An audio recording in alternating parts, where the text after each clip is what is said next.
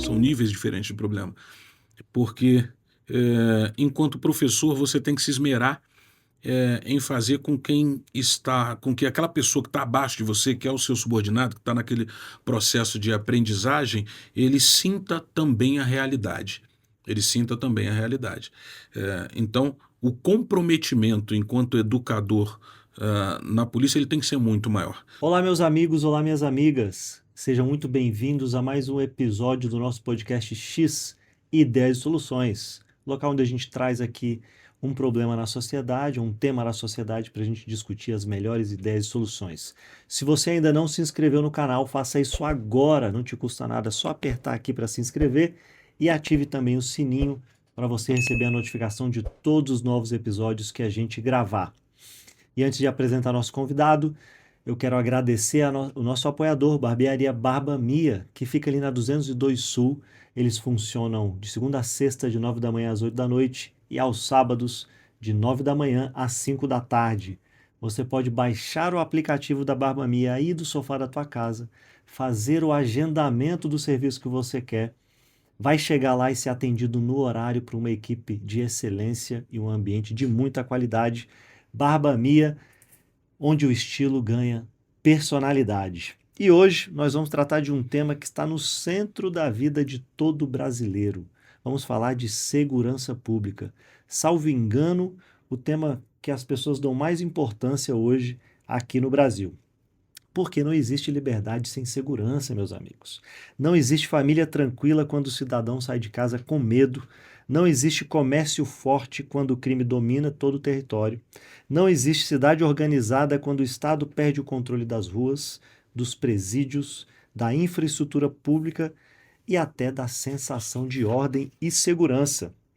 E para essa conversa, eu tenho a honra aqui de receber o Coronel Leonardo José Rodrigues de Santana, coronel da Reserva da Polícia Militar aqui do Distrito Federal, especialista em segurança pública e privada, consultor, professor, escritor, palestrante e uma das vozes mais respeitadas do Brasil nesse assunto. Ele foi chefe do Estado-Maior, subcomandante-geral da Polícia Militar aqui do Distrito Federal, subsecretário de Segurança do DF, atuou em diversas formações internacionais, tem experiência ligada à ONU, na África e na Ásia. Já participou de capacitações com instituições internacionais e hoje também atua nos Estados Unidos como CEO da TFI, Total Florida International, além de consultor de segurança pública aqui no Brasil e no exterior. Muito bem-vindo, Coronel Santana. Obrigado por aceitar o nosso convite. Eu é que fico lisonjeado. Pessoal, olha, metade do que ele falou ali, ele foi inventando, viu? Então, Faltou alguma coisa? Esqueci alguma coisa? acabou multiplicando muita coisa aí. O bom é esse nosso bate-papo esclarecer ao máximo que a gente puder, que todo mundo às vezes tem o interesse de perguntar, mas não sabe para quem, né? Sim. Então, nesse tema segurança pública, é o que a gente gostaria de Você falar. tem algum conhecimento? Meia dúzia de 3 ou 4 experiências por aí. Que bom. Eu vou tentar explorá-lo aqui ao máximo. E eu quero começar com uma pergunta lá em cima, Vamos lá. para o pessoal entender do que a gente vai falar aqui. O Brasil ainda consegue vencer o crime organizado ou já aceitou viver refém da violência? Nós podemos sim, só depende de vontade política, mas não só isso, depende também de vontade jurídica, depende também de conhecimento, e o conhecimento eu não estou tratando aqui, Cacheta, dos profissionais de segurança. Eu gosto muito de lembrar, e essa sua pergunta ela é fantástica porque ela nos permite esclarecer isso. Esse conhecimento ele tem que ser de quem está na ponta da linha, do nosso cliente. O conhecimento ele tem que ser por parte do cidadão. Ele tem que saber o que perguntar, ele tem que saber para onde o dinheiro está indo, ele precisa saber de onde o dinheiro está vindo, ele tem que entender qual é a capacitação, as competências, as habilidades e atitudes de quem vai guardar um dos pontos, né, um dos quesitos mais importantes, que é a nossa vida, a nossa integridade física, de forma adicional ao nosso patrimônio, enfim. O mais interessante é que o cidadão saiba o que fazer com a segurança pública. E isso ainda no Brasil é algo muito pobre, tem muito campo, tem muito espaço para melhorar. Legal. Vamos falar um pouquinho de você antes da polícia? Vamos Quem sim. foi o quem foi o Coronel Santana? Aliás, quem foi o Leonardo Santana antes Pois da é. Polícia Militar, na Polícia Militar e depois da Polícia Militar, para o pessoal entender quem é você? Antes da Polícia Militar, o Leonardo Santana era alguém que jamais tinha pensado em entrar na instituição. O Leonardo Santana era um jovem que começou para ter as próprias coisas, né, para ter a própria independência a partir dos 14 anos mais ou menos. Eu sempre fui aficionado por leitura, sempre fui aficionado por outros idiomas e um dos alicerces que eu tive, uma das bases que eu tive para isso foi a música. Aprender. Eu sou da época, pessoal, que tinha disco de vinil, viu? Para vocês terem uma ideia. Disco de vinil.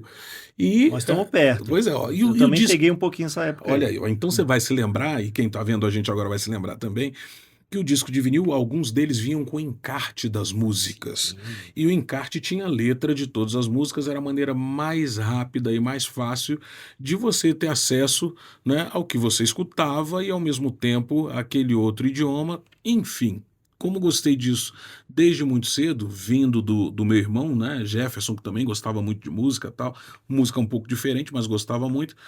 E isso desaguou em aprender muito de inglês muito cedo, a começar a dar aula de inglês com 14 anos de Oh, que idade. legal. É, Que tipo meu, de música você gostava? eu gostava muito da música americana, passei a ser um aficionado pelo freestyle, que o pessoal diz, né? Que tem um dos ícones que é hoje cultuado em muitos lugares no Brasil, um cara que se chama Stevie B, né? É uma música dele muito famosa, tem a Because I Love You, que é muito famosa, todo mundo acha que é uma música romântica, mas não, é uma música cristã, pra você ter uma ideia. A outra é Spring Love também, muita gente conhece, e ele é casado com uma brasileira, né? Ele é casado com uma brasileira, então isso fez com que eu gostasse mais ainda desse tipo de música. Mas isso tudo eu estou dizendo para quê? Eu, profissionalmente, antes de entrar na corporação, era DJ. Então, hoje eu digo que DJ Santana, DJ Leonardo, DJ Léo, DJ Léo. DJ Léo, trabalhei quase 3 anos no Centro Comercial Gilberto Salomão, a época que concentrava todas as boates ali. Aham. Todo mundo Comecei, se encontrava ali, né? todo mundo. Comecei menor de idade, né? E passei Você numa. participava dos racha que tinha uns racha de carro ali que eu Não, sei. mas ali era só para quem tinha grana, era só para É, quem tinha dinheiro. Para mim, o dos máximo era. playboy da cidade, Era né? o Playboy. Para mim era o disco debaixo do braço e fazer depois que a galera cansava do racha que vinha para dentro das boates, né? A gente fazia a festa ali para todo mundo, trabalhando de terça a domingo, né? Finalzinho ali antes de entrar para a corporação, trabalhando é, no Banco do Brasil, estagiário do Banco do Brasil. Enfim, mas é o meu, até hoje é o meu hobby, né? O desestresse, mas profissionalmente a parte de locução e a parte, né, como DJ. Entrando na corporação, eu acredito que tenha sido um dos policiais que mais perdeu o final de semana no curso de formação de oficiais. Você imagina, um DJ, aquele estilo, com aquele cabelo quadrado. Eu tive cabelo, viu? Só pra vocês. Então, só não posso agora, né? Contemplar o patrocinador, porque já acabou aqui, então não tem mais jeito. Mas tive cabelo, aquele cabelo quadrado, estilo Will Smith, né? Um Sei. maluco Eu no tinha um colega pedaço. no colégio que tinha o cabelo assim também. Né? Eu achava legal pra caramba. Aquilo ali dava um Parecia o trabalho. BA. E dava, o e dava, BA. dava um trabalho danado aquilo ali para deixar Sim, eu quadradinho daquele imagino. jeito.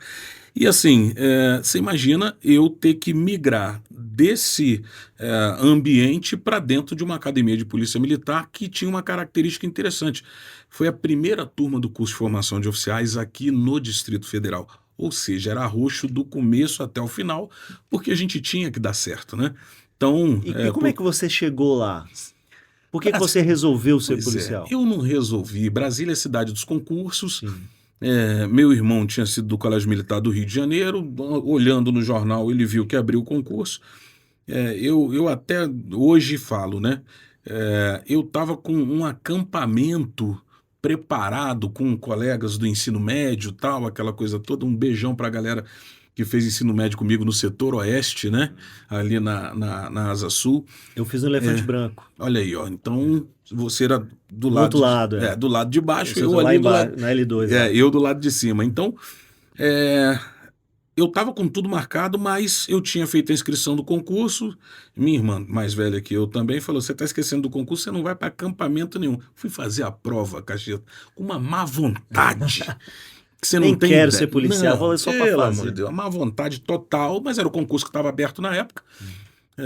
Funcionário público, academia militar, né? Então, Brasília é uma cidade com muitos militares, exército, marinha, aeronáutica, mas não tinha a carreira para a polícia militar ainda. Aquela seria a primeira turma, foi a primeira turma, foi o primeiro ingresso em uma academia legitimamente da capital do Brasil.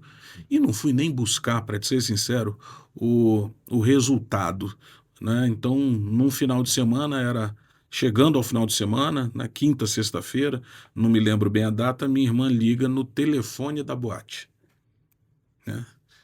Você foi buscar o resultado e aí você quer dar aquela. Não, veja Escorregar, bem não. e tal. Fui buscar Na verdade, eu nem resultado. fiz a prova. Então. Pois é, porque o pessoal ligou aqui em casa, disse que você passou na prova e que a última chance de você fazer a parte física, né, vai ser na semana que vem. Então, larga tudo que tá aí, vai buscar os papéis que você tem que pegar, porque você vai fazer gostando ou não, principalmente que você não foi buscar o Eu resultado. tô Aí sentindo que a sua não teve irmã jeito. dominava você Um ali, pouquinho, né? essa coisa do irmão mais velho, ela é 6 anos mais velha que eu, né? O meu irmão 8 anos mais velho do que eu, então assim, esse negócio de você desrespeitar irmão mais velho Não nunca, existia. não, nunca É teve isso. verdade. Enfim, fui lá, fiz a prova física toda, acabei entrando, com 3, 4 meses eu já falei, cara, eu não aguento mais esse negócio aqui, até que eu comecei a aprender algumas coisas, né? Ficava muito detido, porque você tem ali as anotações, e um DJ numa academia militar, você imagina o tanto de anotação. Chegava no domingo à noite e era liberado no sábado, 1, 2 da tarde. Qualquer anotação que você tivesse, você perdia o sábado, na segunda anotação você perdia o domingo, ou seja, períodos e períodos ali sem ir para casa Perder no, o no domingo final é de semana. ficar de castigo ali no Ficar quartel. de castigo ali no quartel. O sábado, né, que a gente estudava até sábado no até sábado por volta aí de 1h30, 2 da tarde, né? Terminava a semana com aula de filosofia. Filosofia. Homero Reis, né? Depois vocês podem procurar aí Homero Reis, um grande professor de filosofia. Nos reencontramos depois, né? Um grande escritor, um grande coach aqui do Distrito Federal. Todo mundo devia estudar um pouco filosofia, né, Estudava, coronel? estudava, estudava. Ele na época era, né, mais robusto, hoje não, tá lá fininho. Professora Alexandrina, né, que era também professora do CEUB, se eu não me engano. Então você estudar a crítica do conhecimento. No sábado, às 11 da manhã, meu amigo, Não era uma coisa brabo. muito inspiradora, E né? aquilo foi, de certa forma, me impactando, né? Gostei, adoro filosofia hoje, adoro É filosofia, super importante. Eu tô né? dizendo, eu tô falando sério. Não, sim, Todo mas mundo deveria estudar um pouco de Não, e no filosofia. começo a gente não entende o quanto aquilo te impacta, né, na sua Até vida você profissional, entender o vida pessoal, mundo, né? sim. Exatamente. E fora a parte de comportamento, né? Os trejeitos de quem tem uma vida muito mais livre nesse mundo da música, essa coisa toda, de repente se vê dentro de uma academia militar, até que eu comecei a perceber, por conta do comportamento, que eu tinha que mudar algumas coisas. Né? Eu via que tinha alguns detalhes, tipo, fazia atividade física tal, ia voltar para a sala de aula, todo mundo com um fardamento impecável, tal, etc. Eu falei, gente, mas como é que pode ser? Então eles não têm um jogo de farda só. Tem vários. Entendi. Né? O tênis da atividade física, obrigatoriamente branco. Né? Então você fazia atividade física por um ou por outro motivo, você voltava porque um professor teve que ser remanejado, tal, você vai para uma atividade física, o meu tênis todo sujo, porque tinha acabado de fazer aquela tarefa e por algum motivo a aula voltou. Você tá com tênis sujo? Não, eu tô com ele porque a gente acabou. Eu olhava pro tênis de todo mundo, falei, cara, Todo mundo tênis branquinho. eles têm dois. E aí a gente foi pegando ali o traquejo, foi pegando E ninguém o te contou, esquema. não? Você foi E descobrindo? ninguém conta O pessoal nada, gosta né? de sacanear, né? Vocês são descarados. Hoje são todos irmãos de turma, tá? Mas Ah, a galera que passou por academia militar sabe o que eu tô falando. Você vai ali, você tá doido para ver né, o outro, né, ficar ali final de semana para você debochar do cara e tudo, mas tudo dentro de uma grande amizade. Mas eu fui descobrindo as coisas, fui garimpando as coisas, né? E com 3, 4 meses fui pegando aquela manha, vi que não era tão difícil deixar de ficar preso no final de semana, né? Então, depois disso, a coisa fluiu entrou muito na melhor. linha. Entrei na linha, me E aí, você, tornei. e aí você começou a gostar da polícia, porque você ficou lá, você chegou no cargo máximo lá da Pois, Polícia Militar. cheguei no Você cargo gostou máximo. daquilo. O que que eu mais gostei? O que que eu percebi, Cacheta? Que a comunicação que eu usava tanto na boate, no mundo da música, principalmente o reconhecimento de atitudes, né? Tem uma curiosidade que hoje a gente não vê tanto, mas as boates naquela época eh, era responsabilidade do DJ tirar as pessoas da pista de dança, por incrível que pareça, e depois devolver as pessoas para a pista de dança. Tirar por quê? Porque senão o bar não vendia. Então tinha hora que você, Uhum. né, só recebia o sinal do dono da boate. Olha, Marcelo, um grande abraço para Põe você. aquela música ruim aí que ninguém vai Aquela que dançar. o pessoal já começa, né? Só que era o seguinte: você tinha que reduzir essa intensidade de interação sem que desse vontade dessa pessoa Ir embora. sair da boate, É. dela ir embora. Então, você vai aprendendo a fazer algumas leituras que no final eu descobri que me ajudaram e me ajudavam muito dentro da corporação. Muito do que a gente faz, tanto dentro da academia militar como fora, enquanto profissional de segurança pública, enquanto policial, durante a minha trajetória também na corporação, 6 anos chefiando a equipe de negociação de refém, eu vi o quanto aquilo ajudava a reconhecer, saber fazer uma leitura corporal das pessoas, de massa, de multidão. Isso foi um dos itens que me fez dominar algumas outras habilidades importantes, a da comunicação também, e assim por diante. Então, depois que eu entendi como é que funcionava, né, percebi que a comunicação ela podia ser utilizada de formas maravilhosas para benefício da atividade profissional, da atividade policial. Aí pronto. Aí foi Deslanchou. maravilhoso. Aí eu deslanchei. É Legal. isso, um pouquinho disso, né? Sim. E aí, quando você foi para a reserva, você foi fazer outra coisa. Foi difícil sair da linha de frente ali e começar uma nova vida na reserva, ali fora da polícia? Olha, eu vou te Não sei confessar como é que que chama reserva, ou é reserva, reformado, não, depois é reformado. assim, é reserva mesmo, acho que a gente Uhum. pode utilizar isso, né? Aposentadoria, Uhum. para todo mundo entender. Como é que funcionou para mim?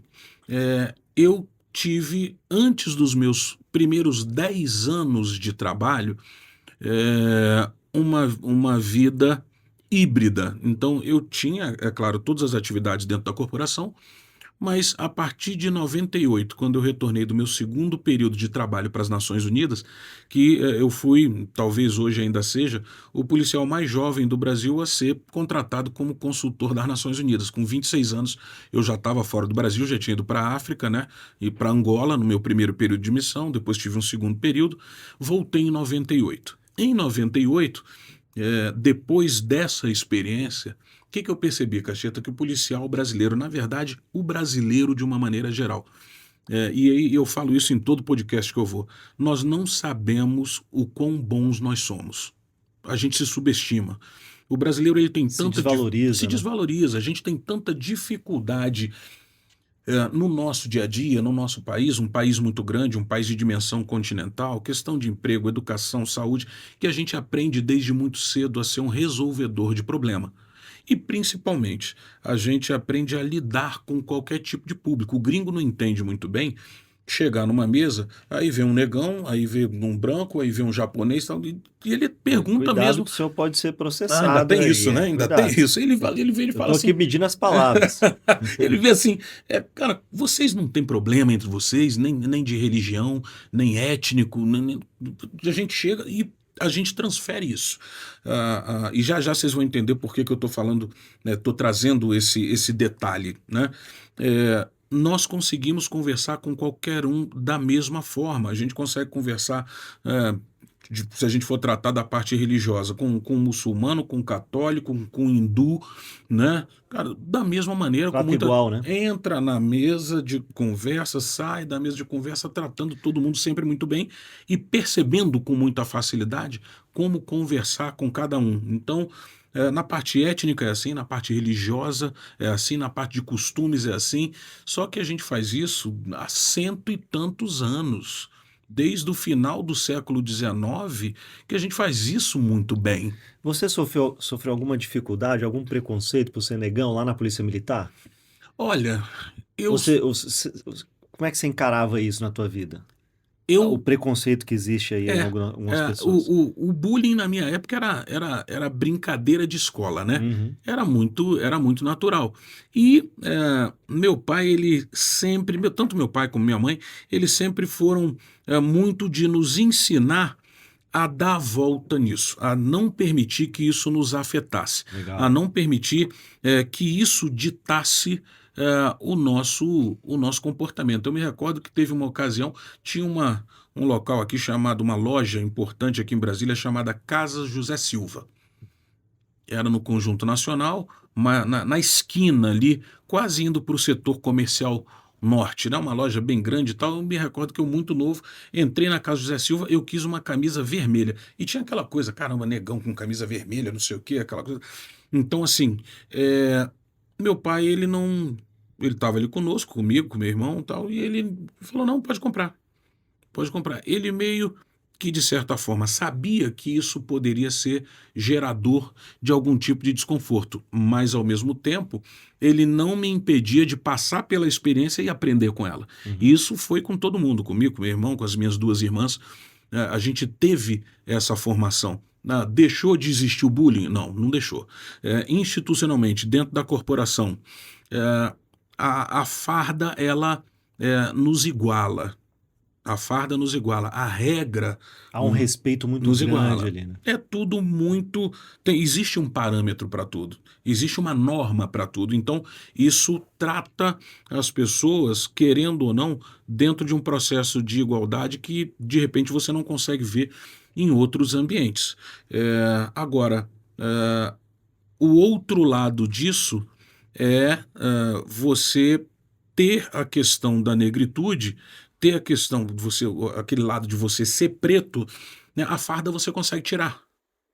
Então, se você tem o preconceito, não por ser preto, mas o preconceito por ser PM, o polícia, o pé de bota, né? Então, Brasília, em Também algum tem momento, isso. também tem, hoje muito menos, né? Mas Uhum. naquela época tinha bastante. Tem aquela coisa do salarial. Então, se você chega em um local com a roupa de policial militar, com a roupa de PM, você é tratado de um jeito. Você vai para casa, volta naquela mesma loja, sem estar fardado, o tratamento é outro, principalmente naquela época. Hoje não. Uhum. O policial militar, ele tem um salário alto, né? O policial militar ingressa na polícia com curso A superior, polícia militar no DF é bem né? remunerada. Bem remunerada, para o soldado principalmente, para os gestores de topo, não na mesma proporção da responsabilidade, é bom que a gente diga isso, outros estados remuneram muito melhor, mas você tira a farda, você não tem problema. A questão da cor da pele, eu não consigo arrancar. Então eu sou preto, fardado ou não. E isso me foi muito mais presente fora da instituição, aconteceu muito mais. O preconceito aconteceu muito mais fora da instituição Uhum. do que dentro da instituição. Uhum. Você chegar em algum lugar para comprar, como já aconteceu comigo, chegar para comprar um carro, né? E Não passa a sei. primeira vendedora, a segunda, a terceira, na quarta vendedora eu sair da loja e procurar outra para poder comprar, porque existe essa característica. Então, institucionalmente, muito pouco. Até porque institucionalmente você é reconhecido pelo teu resultado. E a regra, a norma, o regulamento, ele permite que você faça isso e na caneta era meio difícil ganhar de mim. Você passou aí dentro da carreira policial, você foi soldado, né? Foi oficial, A gente tenente. já entra como Você já oficial, entrou né? como oficial. Você foi Isso, oficial, isso, tenente, isso, subtenente, não sei qual é a isso. sequência, Aham. até chegar a coronel. Enfim, você Sim, passou por todo esse processo. Você foi gestor também dentro sim, da sim. PM. Você foi professor, Uhum. né? Também dentro da PM. Sim. Em qual dessas situações, ou como o policial, ou Uhum. como gestor na polícia, ou como professor, onde você entendeu melhor o problema da segurança pública? É, como gestor, como gestor. Mas eu te digo que são níveis diferentes de problema, né? São níveis diferentes de problema. Porque, enquanto professor, você tem que se esmerar em fazer com que aquela pessoa que está abaixo de você, que é o seu subordinado, que está naquele processo de aprendizagem, ele sinta também a realidade. Ele sinta também a realidade.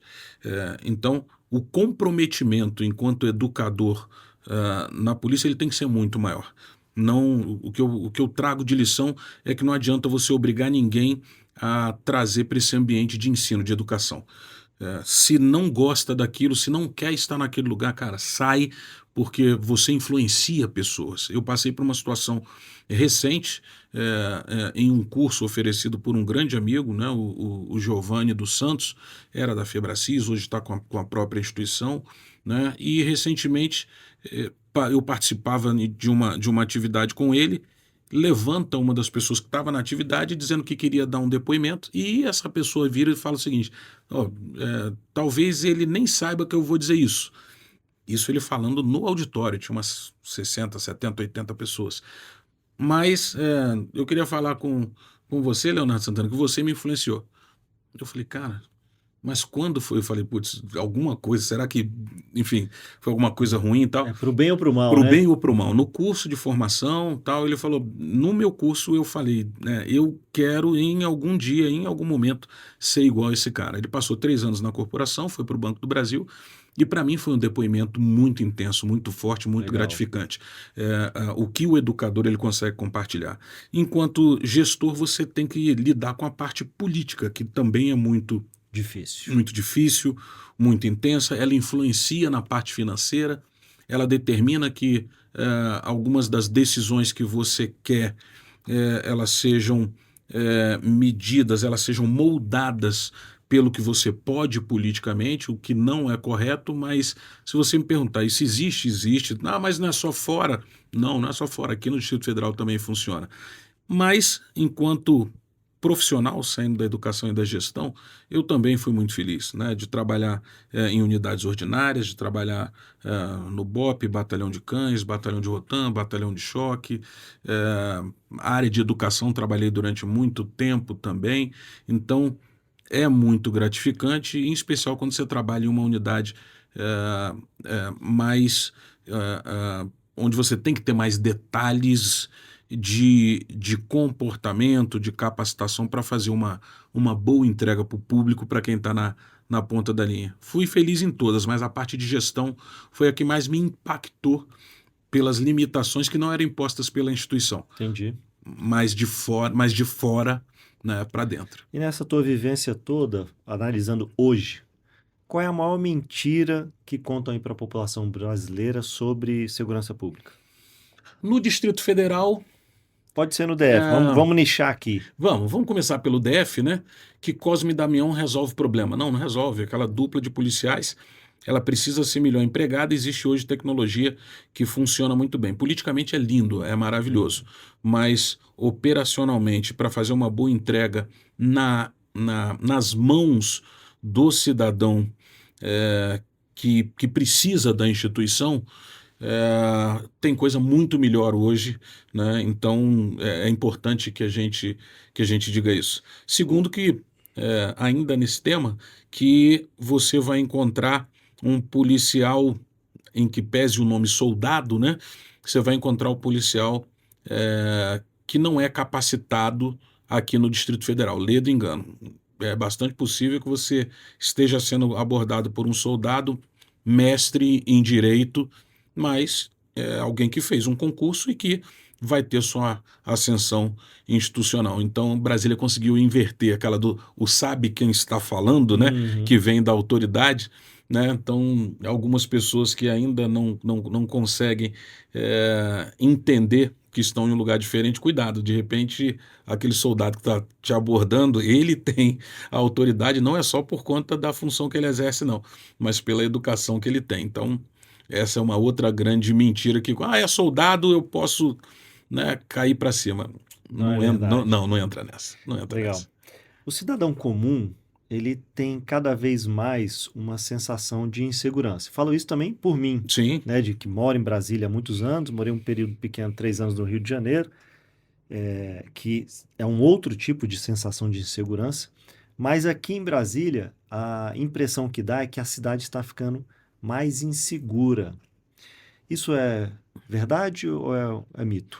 O Brasil inteiro está ficando mais inseguro. Brasília traz essa percepção com mais intensidade porque as polícias aqui são mais transparentes. O acesso à informação aqui ele é muito maior.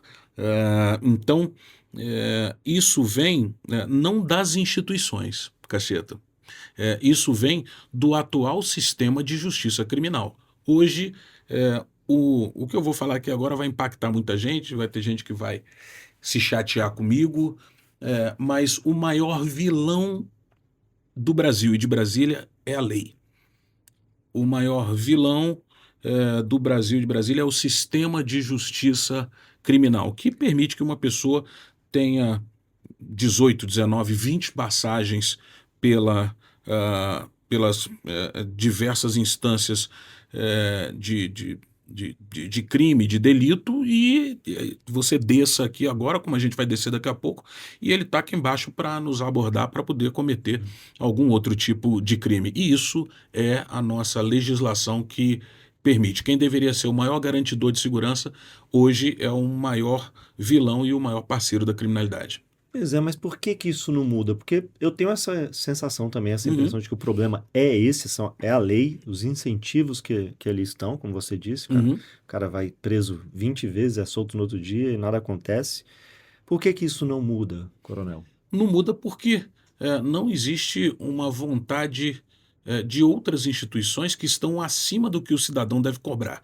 E esse é um ponto que eu comentei no começo e vou falar de novo. Se o cidadão ele não é educado sobre segurança pública, ele não é educado sobre o que deve cobrar não apenas dos gestores de segurança, mas de quem faz a lei, não é? Ele não se sente, ele acredita que não tem legitimidade para isso. E ele tem que ser educado sobre segurança pública. A gente tem percebido que nos ambientes de formação, nos ambientes educacionais, querem empurrar todo tipo de informação. Mas por que não empurrar uma informação que me seja interessante para a garantia da minha integridade física, para a garantia da minha proteção, da proteção da minha família, da proteção dos meus pais, dos meus irmãos? Uhum. É impressionante como a gente não consegue perceber que isso faça parte daquele conteúdo de educação. Então já fica aí para vocês, né? Um questionamento. Cobrem, exijam que em algum momento segurança pública também comece a fazer parte de um conteúdo de educação. Hoje eu ensino, por exemplo, violência contra a mulher. Eu tenho que ensinar o que vai ser realizado para que essa violência não aconteça. E isso, por incrível que pareça, não faz parte dos nossos bancos Uhum. escolares. Então, esse quesito ele é fundamental. E sim, existe espaço, vou repetir, para mudança, existe espaço para que nós tenhamos uma justiça criminal que realmente seja justa e perfeita. E hoje a gente não exerce isso. Eu penso que não muda porque a sociedade foi capturada por uma mentalidade progressista de esquerda que olha o criminoso como vítima de toda a sociedade, das Uhum, pessoas honestas que trabalham e que são pessoas de bem, e aí inverte a lógica. E aí coloca o incentivo errado na lei, que é o que a gente vê hoje, sim, e aí a pessoa olha e fala: pô, eu posso ser um criminoso porque nada vai acontecer comigo. é isso. E aí a gente vive aí enxugando, a polícia, né, vive enxugando gelo, porque deve ser muito frustrante para um policial prender a mesma pessoa várias vezes, saber que a pessoa vai cometer outro crime logo em seguida e a justiça soltar. Eu te digo que em algum momento a proporção ela pode ser bem pior. Porque essa ausência de incentivo, e para quem é idealista, e o policial ele é idealista, né?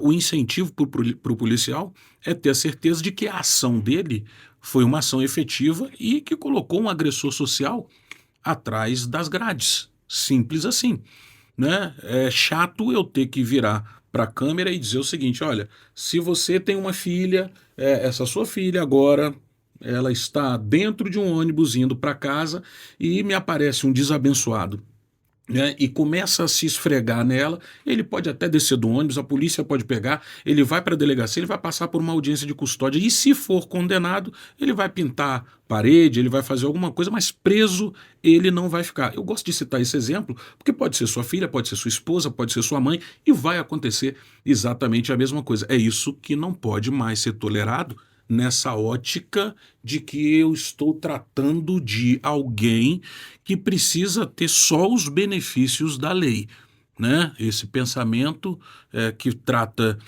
de desencarceramento, de que tudo é muito ruim, de que tudo é muito cruel para aquele que comete o delito. E a gente acaba esquecendo, você foi muito feliz nessa tua observação, Cacheta, a gente acaba esquecendo de quem não quebra a regra, Sim, de quem não descumpre a lei. sim. Então eu tenho que ser penalizado pelo outro lado. Então É. esse pensamento tem que Parece que, acabar. parece que a gente está vivendo do avesso, Sim, né? O senhor teve uma experiência aí nos Estados Unidos, né? Tem uma empresa sim. instalada lá nos Estados Unidos, conhece a realidade americana.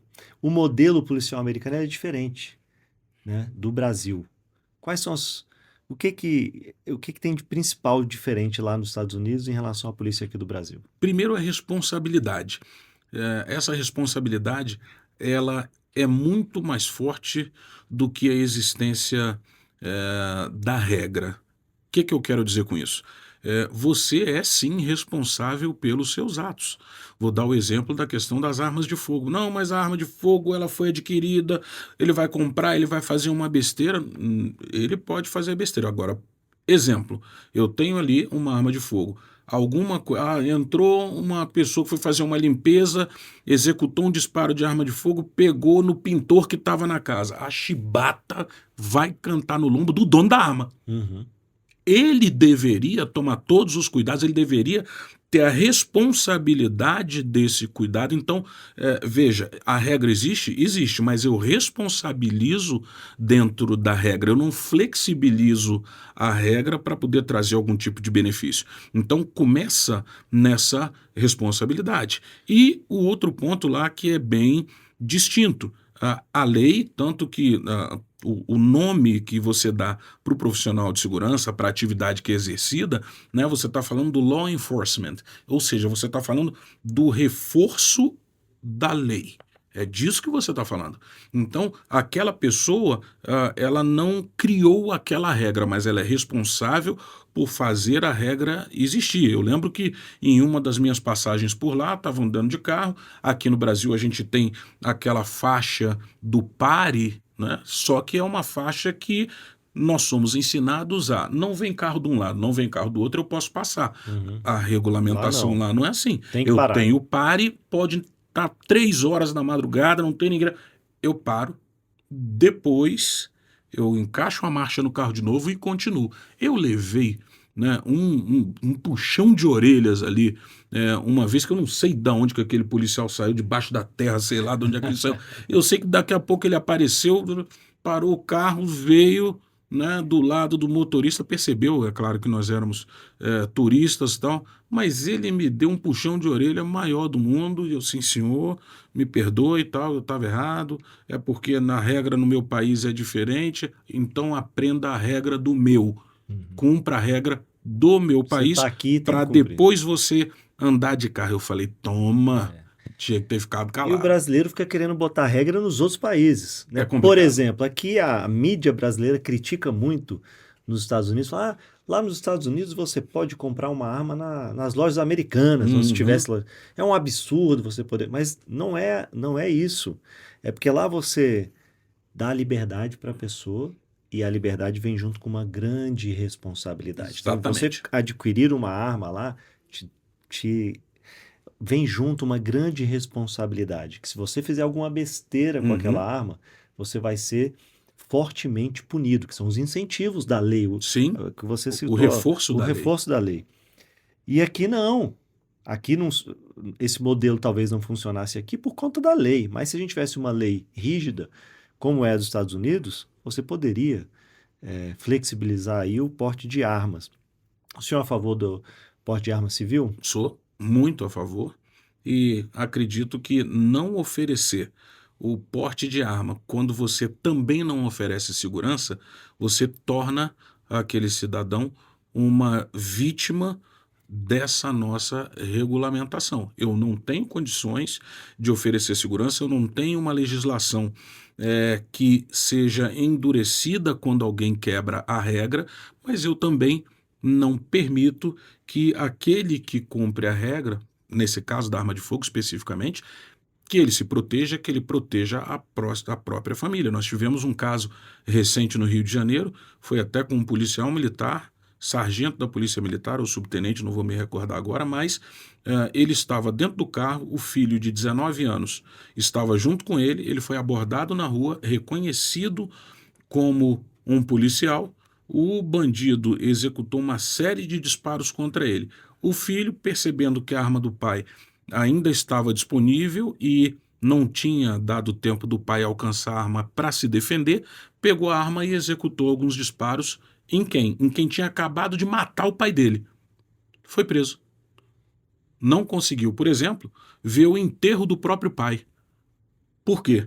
Porque alguém entendeu que a nossa legislação deveria trazê-lo para a prisão para responder, mesmo ele tendo visto o pai levar diversos tiros e ser morto do lado dele. Então, assim, nós invertemos em diversos pontos essa legislação. Nós hoje, falando de armas de fogo, além de não permitirmos, e não é facilidade, é um direito.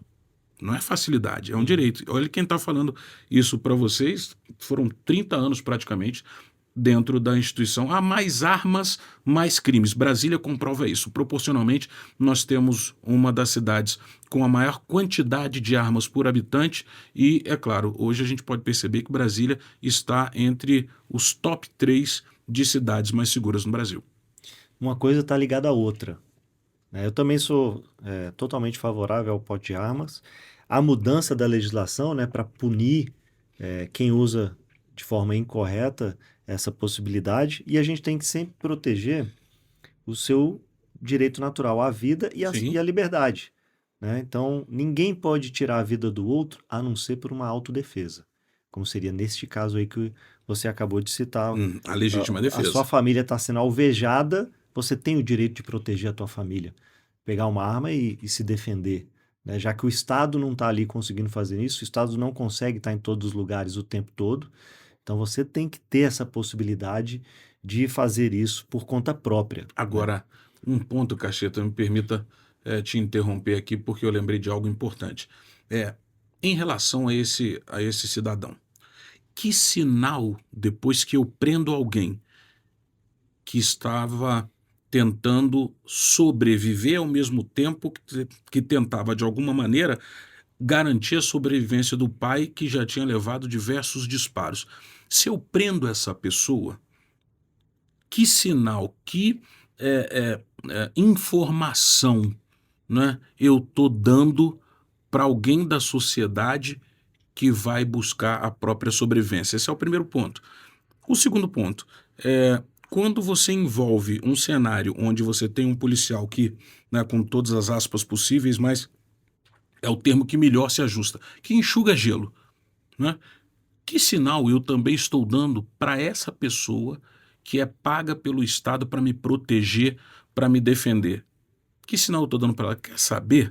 Ele está ali, está batendo uma carteira, está levando um celular, está pegando um relógio. Eu vou dar a volta lá pelo outro lado. Por quê? Porque dependendo do que esse bandido, do que esse criminoso falar de mim na delegacia, eu é que vou ser preso.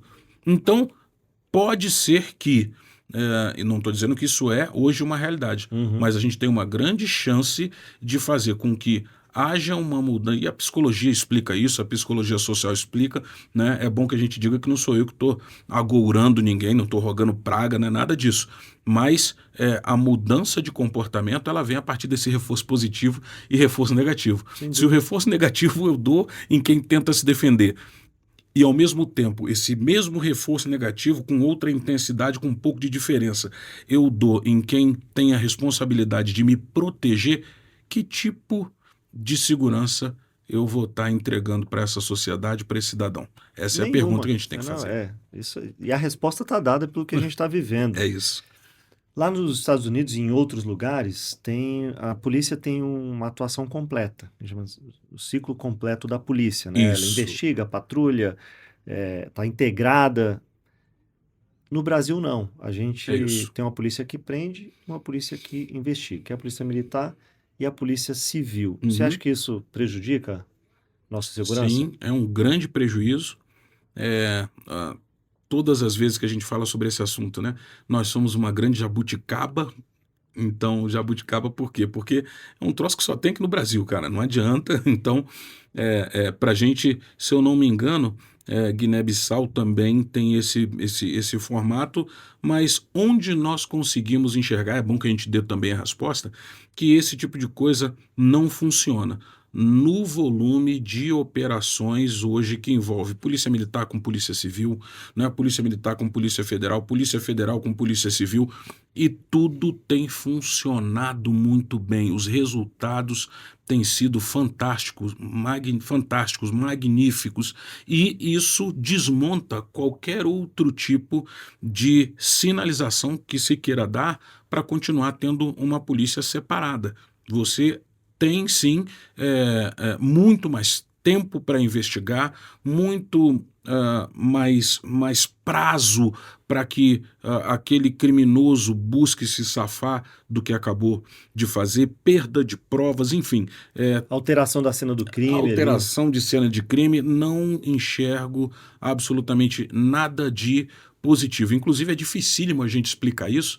Eu me recordo que no ano de 2015, 2016, se eu não me engano, me mandaram para a Itália, né? Para defender o Brasil, para que nós pudéssemos entrar em uma organização chamada FIEP, que é a Federação Internacional das Polícias com status militar, que tem aquela hierarquia. E olha, as perguntas que me fizeram ali, eu me recordo que teve um general de polícia, que a gente não tem aqui, né? Mas um general de polícia da Turquia. Esse cara, ele, né, apertou o parafuso até onde pôde, tentando entender o que é a polícia do Brasil. Por que a gente tem um trabalho separado e como que a gente faz para que esse tipo de coisa dê certo, né? O que me disseram que era só uma apresentação, né? Na verdade virou uma sabatina com mais ou menos 25, 30 policiais das mais diversas nacionalidades e que fazem parte dessa organização de 1 hora e 40 minutos. Então, nem a gente entende aqui para que isso serve, por que isso presta, e o gringo menos ainda.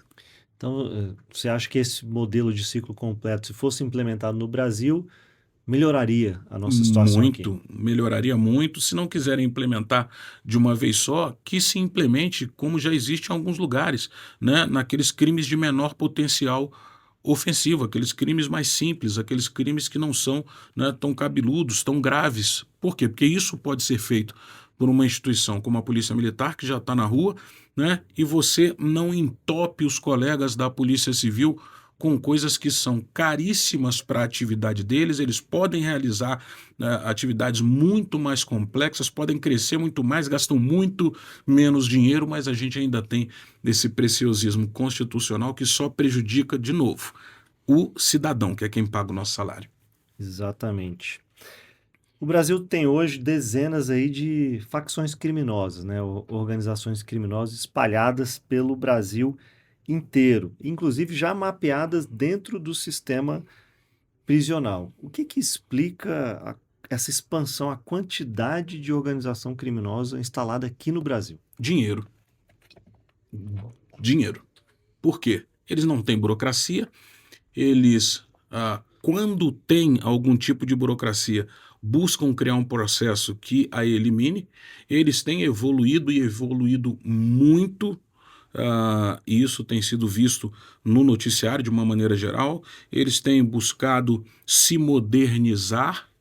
Então, nós temos hoje organização criminosa vinculada a postos de combustível, comprando esse tipo de instituição, trabalhando e estando. A CBN me perguntou recentemente sobre isso. Eles estão em 10 estados, ou pelo menos até onde se colocou, até onde se encontrou, a organização já tinha ramificação, né, de forma muito organizada, muitíssimo organizada, na compra, no pagamento. Eles não perdem prazo de pagamento. Se puderem, pagam Eles são à uma empresa bem vista. Uma organizada. empresa bem organizada em 10 estados diferentes. Eles ingressaram da mesma maneira que a gente viu na Europa, nos Estados Unidos, na parte do entretenimento. Hoje a gente tem cantores que são trazidos para um incentivo. Um incentivo é dado por parte do crime organizado, porque é muito mais fácil você conseguir transformar um dinheiro do narcotráfico, que é algo gigantesco,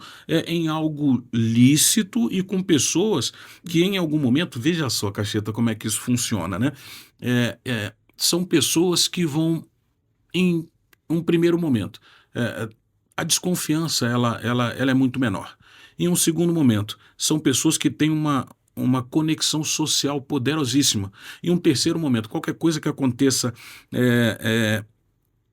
de errado, né, aos moldes do que o crime organizado deseja, uma prisão que aconteça contra essas pessoas, né, uma investigação contra essas pessoas, você tem uma comoção social que joga, É né, o que está acontecendo com o Oruan, por exemplo. pronto, joga todo o público que não é contemplado pelo Estado, que não tem aquele acolhimento, aquele abraço do Estado, contra as instituições Uhum. constituídas. Então, mas isso aí aconteceu. Isso é uma estratégia. Estados Unidos foi assim, o rap nos Estados Unidos foi dessa forma. No México nós tivemos, né, a mesma coisa, um crescimento exorbitante. Nós tivemos El Salvador, que ficou entre os piores países do mundo em relação à quantidade de homicídio. E aí agora conseguiram alterar com as cadeias, com a prisão das organizações criminosas, né, das gangues. Então não existe nada de novo. Existe só uma transformação territorial do que você pode praticar e que dá certo em diversos lugares do mundo. Sim, para mim está tudo conectado, a mídia, o crime organizado, o Estado, né, partidos políticos, todo. E o que eu vejo, e é o que você está falando, me parece que todo mundo sabe quem são as pessoas, quem são os cabeças ali de cada organização, quem são os criminosos, mas nada acontece. E aí as instituições de segurança vão ficando cada vez mais questionadas, né? Mas sem credibilidade, porque tá ali na TV. Você passa ali, você vê quem é. Tem um cara com arma na rua, você tá vendo ali. E a vida tá acontecendo. O crime organizado já saiu das favelas, ali da rua, do carinha com um fuzil na mão, para os setores da economia? Essa é a menor porção do crime organizado. O crime organizado já faz décadas que saiu dali. Eu não consigo comprar uma operação de postos de combustível, vou utilizar aqui o mesmo exemplo, completamente regulamentada e funcionar em 10 estados diferentes, se isso não levar muito tempo. Isso leva tempo. Eu não consigo ter um grupo de advogados, um grupo de juristas muito bem pago, muito bem organizado e que se tornam reféns em diversos momentos desse mesmo crime organizado. O curso de direito ele continua levando 5 anos, ele sempre teve 5 anos o tempo inteiro. Eu não consigo formar um advogado com estalar de dedos. Eu não consigo ter uma mudança de comportamento social usando aquele artista financiado pelo crime organizado também de uma hora para outra, por mais que eu tenha uma evolução muito acelerada de redes sociais, de tipos de música, de tipos de eventos, de festas, não é assim. Então, eles já fazem isso há bastante tempo, tem dado certo há muito tempo, e tem até aquele jargão, né, internacional, o tal do follow the money, né? Então vamos seguir o dinheiro. A partir do momento que você segue o dinheiro e que você vê uma evolução muito grande em muito pouco tempo, e hoje tudo está perfeitamente rastreável, né, é claro, você não tem como dizer que não viu, que não sabe, mas você tem, ao mesmo tempo, uma porção da esfera dessa justiça criminal que é muito morosa, que faz com que, por exemplo, no Distrito Federal, a Polícia Civil aqui ela é fantástica nesse sentido. É difícil você conseguir desfazer um processo que foi desenhado e foi utilizado, técnicas utilizadas exaustivamente pela Polícia Civil. É difícil você conseguir quebrar uma investigação aqui em Brasília. Por isso que o crime organizado aqui ele não prospera. Mas isso começou lá atrás com a capacitação da Polícia Civil, com policiais ingressando com curso superior, com uma capacitação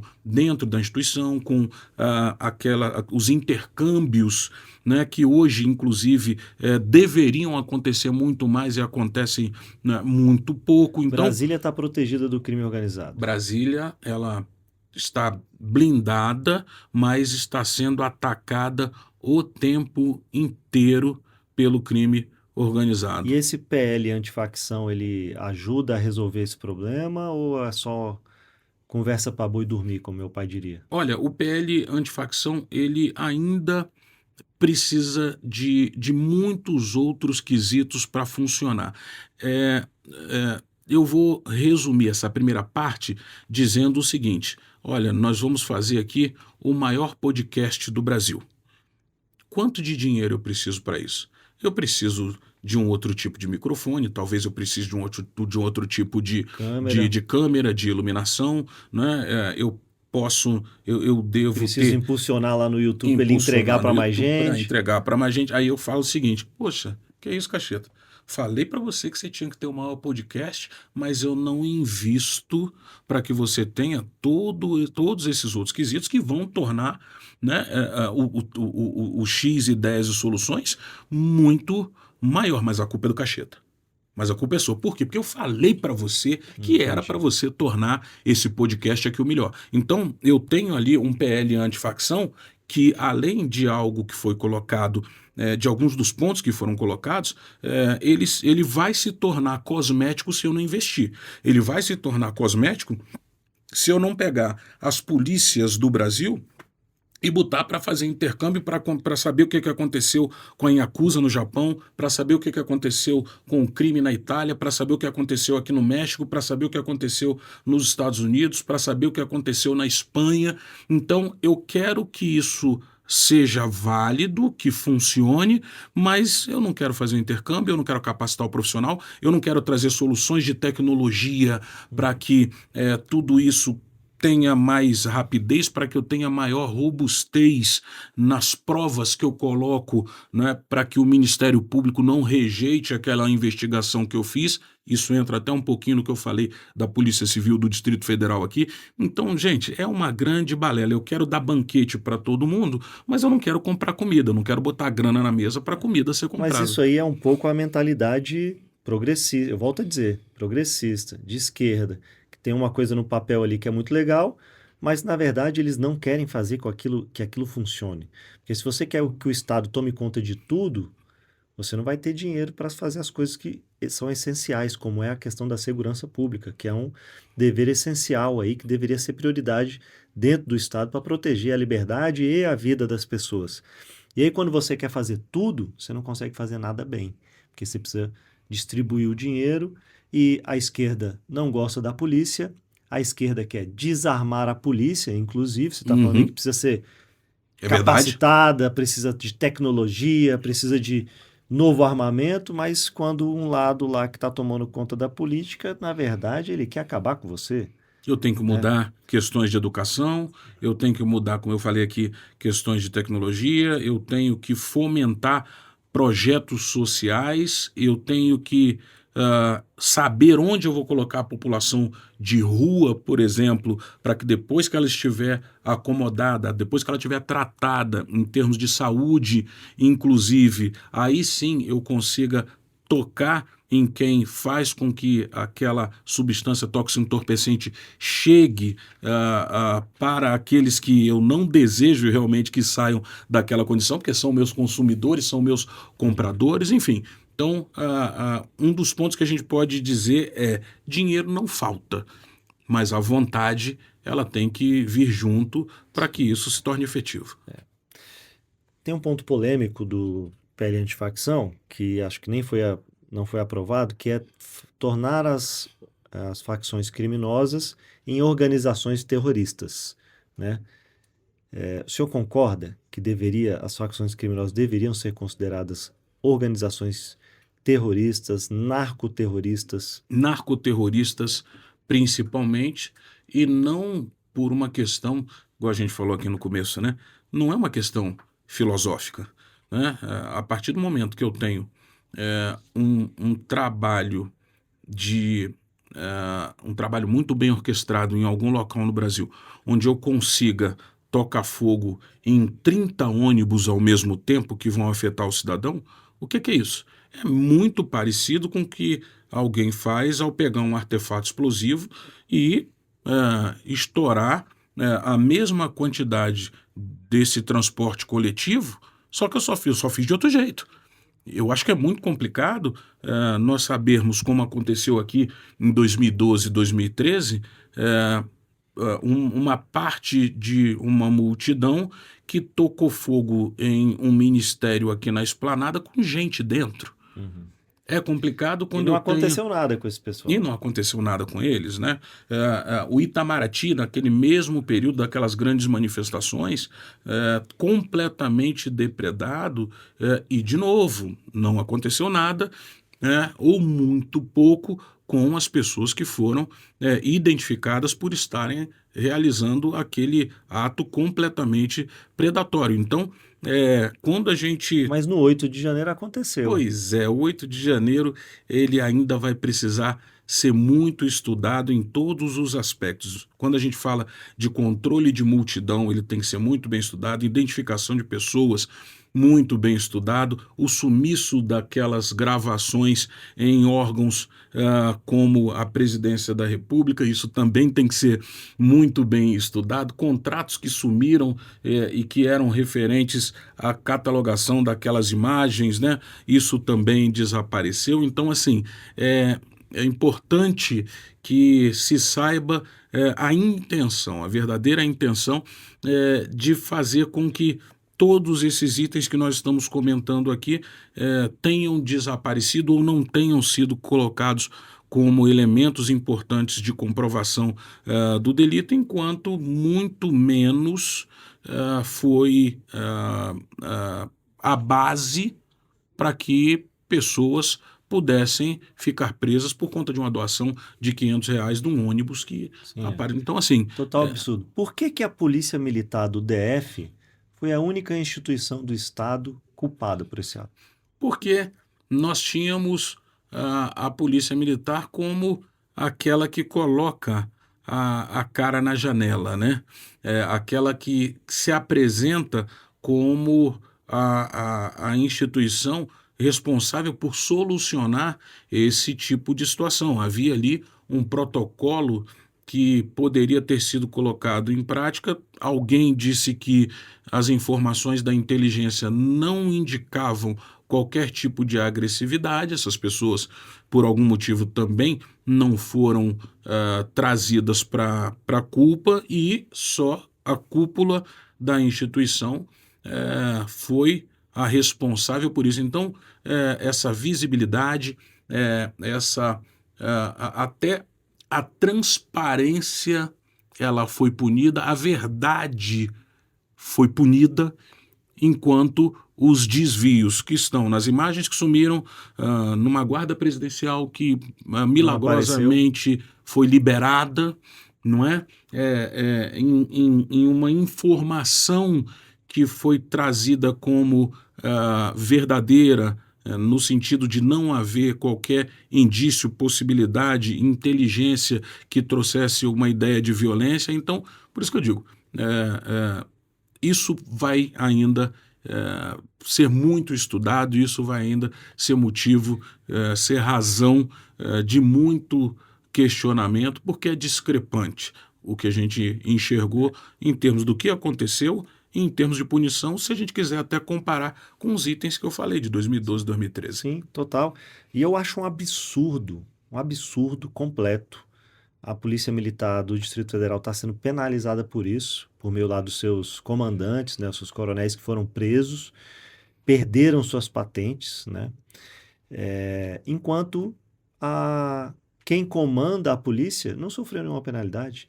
Porque se eventualmente a polícia militar tiver cometido algum erro que mereça ser punido, eu acho que não cometeu, quem está acima também deveria, que é os governadores, governador e vice-governadora, porque eles são comandantes da polícia militar, né? Então, se houve um equívoco ou algum erro, esse pessoal também tinha que ser punido. Por que que esse pessoal não foi punido? E só sofreu ali quem estava na linha de frente da polícia militar, Esse que estava estudo, fazendo o seu papel. Teve coronel que estava de férias, foi lá para ajudar no controle da multidão. isso vai fazer parte desse estudo, porque foi como eu te disse, punir a verdade é algo muito complicado. Eles poderiam, sinceramente, quem estava de férias podia continuar de férias. Eu assumo uma responsabilidade, retorno para uma tarefa que supostamente não deveria ser tão cara, tão importante nem para mim, nem para a população do Distrito Federal, e levo ali uma punição de uma dureza que não se percebe em outros crimes que foram cometidos aqui na capital, em eventos muito próximos, muito semelhantes, Uhum, e que passaram, né, em brancas nuvens, sim. vamos colocar dessa forma. Ainda vão questionar muito sobre isso. Sem dúvida, esse jogo será virado em breve. Vamos voltar aqui para Brasília, Vamos lá. né? A segurança pública aqui do cidadão do Distrito Federal. O que que a polícia de Brasília faz que é muito certo que outras polícias ainda não fazem? A conexão com o cidadão, a proximidade, essa região, a geografia de Brasília, ela ainda permite que você tenha essa relação mais próxima com o cidadão. A liberdade que é dada para que, em alguns momentos, o cidadão possa ter acesso às instituições. Pontos importantes, como o que hoje financia, né, a polícia ou as polícias de uma maneira geral, que é o Fundo Constitucional, em que pese muitas pessoas já tenham tentado tirar uma parte desse valor. Isso também é algo muito importante. A parte da educação, a educação formal, o lado acadêmico daquele que te atende, né, enquanto um profissional de segurança pública. Isso também é fundamental.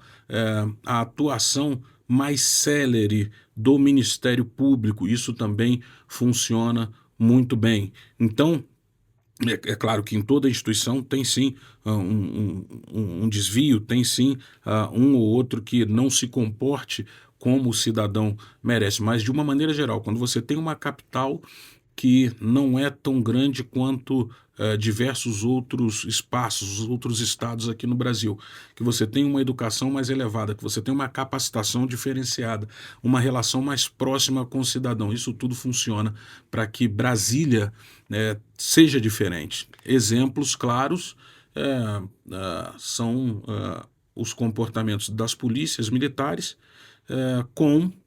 da polícia militar, melhor dizendo, com os conselhos comunitários de segurança, comportamento da Polícia Civil e Secretaria de Segurança, ao momento em que lança, o único do Brasil, isso é inédito, o Anuário de Segurança Pública do Distrito Federal, catalogação de dados, a proximidade com o mundo acadêmico. A Polícia Militar do Distrito Federal, por intermédio do Instituto Superior de Ciências Policiais, proporcionalmente à instituição de ensino superior que tem a maior quantidade de mestres e doutores. Muito pouca gente sabe disso. E quando você traz isso para prover soluções de segurança para a comunidade, o resultado é bem próximo do que a gente está vendo aqui. Qual é o crime que mais preocupa o cidadão de Brasília hoje? O que mais está acontecendo aí na rua? Crime contra a mulher. Isso é no Brasil inteiro e no Distrito Federal isso não seria diferente. A violência contra a mulher ela é algo extremamente preocupante, aliada à violência contra crianças e idosos. É um público muito vulnerável e nós continuamos com aspectos dentro da justiça que não permitem que isso seja resolvido com mais rapidez. Uma folha de papel dizendo que João não pode chegar próximo da casa de Maria, isso Não resolve. não resolve, não resolve. Isso é meramente verbal, né? E nós temos visto que precisa ser alterado com muita brevidade. Qual é a estrutura que está faltando para a Polícia Militar? Em termos de um avanço aí na tecnologia, equipamento, o que mais falta aí para a polícia? Tecnologia é um item que precisa ser tratado com um outro nível de velocidade, principalmente, Cacheta. Não estou dizendo que não haja interesse da instituição em buscar as novas tecnologias, mas nós percebemos que ainda existe uma parte da sociedade que é contaminada com uma série de mentiras contra as instituições que afetam a percepção do cidadão. Vou lhe dar um exemplo. Eu estava no ano passado na Alemanha em uma feira de armamento e também havia uma feira de segurança e tecnologia no mesmo pavilhão na Alemanha e eu fui surpreendido quando voltei para o Brasil, depois dessa pesquisa que fazia ali, havia uma notícia de que X coronéis da Polícia Militar estavam em fevereiro, na época do carnaval, viajando e que foi gasto um dinheiro com diárias para essas pessoas. Aí eu falei, gente, eu não acredito. Ali na Alemanha acontecia a concentração de uma das mais seletas oportunidades com empresas voltadas para soluções em segurança. Nós tínhamos os futuros gestores da polícia, né, ali participando, fazendo uma viagem de estudos em um curso que equivale, né, ao mestrado, ao doutorado na corporação. E a notícia que sai aqui, completamente orquestrada, é que o pessoal estava passeando na Alemanha. Então, assim, são coisas impressionantes. Ao mesmo tempo... Mas isso é método, coronel. sim. Esse pessoal odeia a polícia. Esse pessoal quer acabar com a polícia militar, quer desarmar a polícia militar, quer que vocês defendam a sociedade com o estilingue na mão. É isso. É isso. E aí, quando você está num lugar que traz, por exemplo, as mais modernas tecnologias de aplicação de drone, quando você está num lugar que mostra o que está no futuro, ou o que será colocado no futuro de inteligência artificial aplicado para a segurança pública, a notícia que sai não é essa. Você está passeando. A notícia que sai é que um grupo de coronéis da Polícia Militar está passeando e está recebendo por isso. Está ótimo. Você vai comer o quê na Alemanha? Você vai morar, você vai ficar hospedado, né? Aonde? Rapaz, se eles quisessem pesquisar mesmo tanto de coisa que acontece no serviço público, de gente viajando aí o Brasil inteiro, com às vezes sem nenhum objetivo, né? Fica preocupado aí com a polícia que está buscando melhorar a sua capacitação. Tem um problema grave em Brasília também que está aumentando, que é a quantidade de moradores de rua. Sim. Né? Por que a polícia não consegue retirar o morador da rua? Bom, a gente começa com algo que traz a importância desse teu questionamento. O morador de rua, ele não pode ser tratado pela polícia. O morador de rua, ele precisa ser tratado por grupos que estão na área de assistência social. Nós temos muitas dessas pessoas, e eu posso dizer isso com muita propriedade, porque eu comandei o batalhão, eu iniciei minha carreira como oficial no batalhão aqui da Asa Norte. Comandei logo depois o batalhão da Asa Norte. Eu vou pedir desculpas porque eu não vou me lembrar da pessoa que eu encontrei. Estava tendo um evento aqui em Brasília, ali próximo do Museu da República e da Biblioteca Nacional, falando exatamente sobre moradores de rua. depois de muito tempo na instituição e de um grande preconceito social que nós sabemos que existe em relação ao morador de rua, né? Nós temos aí casos emblemáticos como o índio Galdino, que foram lá tocar o fogo porque ele estava deitado na rua. Mas ali se descobre, e eu descobri, que existem diversos tipos de morador de rua. Eu tenho aquela pessoa que realmente é doente, que não teve acesso a um tratamento, que foi expulso pela família, tal, não tem lugar onde morar, então ele não é um criminoso. Eu tenho aquela pessoa que saiu de um estado, até de um país de origem, que vem em busca de um emprego que prometeram, aquela coisa toda, não tem dinheiro para voltar, ele está na rua, mas não é um morador de rua. Eu tenho aquela pessoa que pode estar nessas características, está com aquela pastinha dele ali. Às vezes ele tem a última fotografia da família. Ali naquela pastinha está uma certidão de nascimento, porque ele não conseguiu tirar um documento. Tem o nome da mãe, do pai, dos filhos, o local onde ele morava. Enquanto ainda não estava no Distrito Federal, de repente passa alguém que não é instruído a saber lidar com aquilo, chuta tudo, joga fora, toca fogo, né? Então, assim, existem tratamentos distintos, existem pessoas capacitadas ou que deveriam ser capacitadas para fazer isso, e em uma instância posterior vem a chegada da polícia. Agora, veja que quando eu não tenho um tratamento feito por essas pessoas capacitadas, com esse olhar social, com esse olhar que não é um olhar voltado para o criminoso. Os verdadeiros criminosos se aproveitam disso.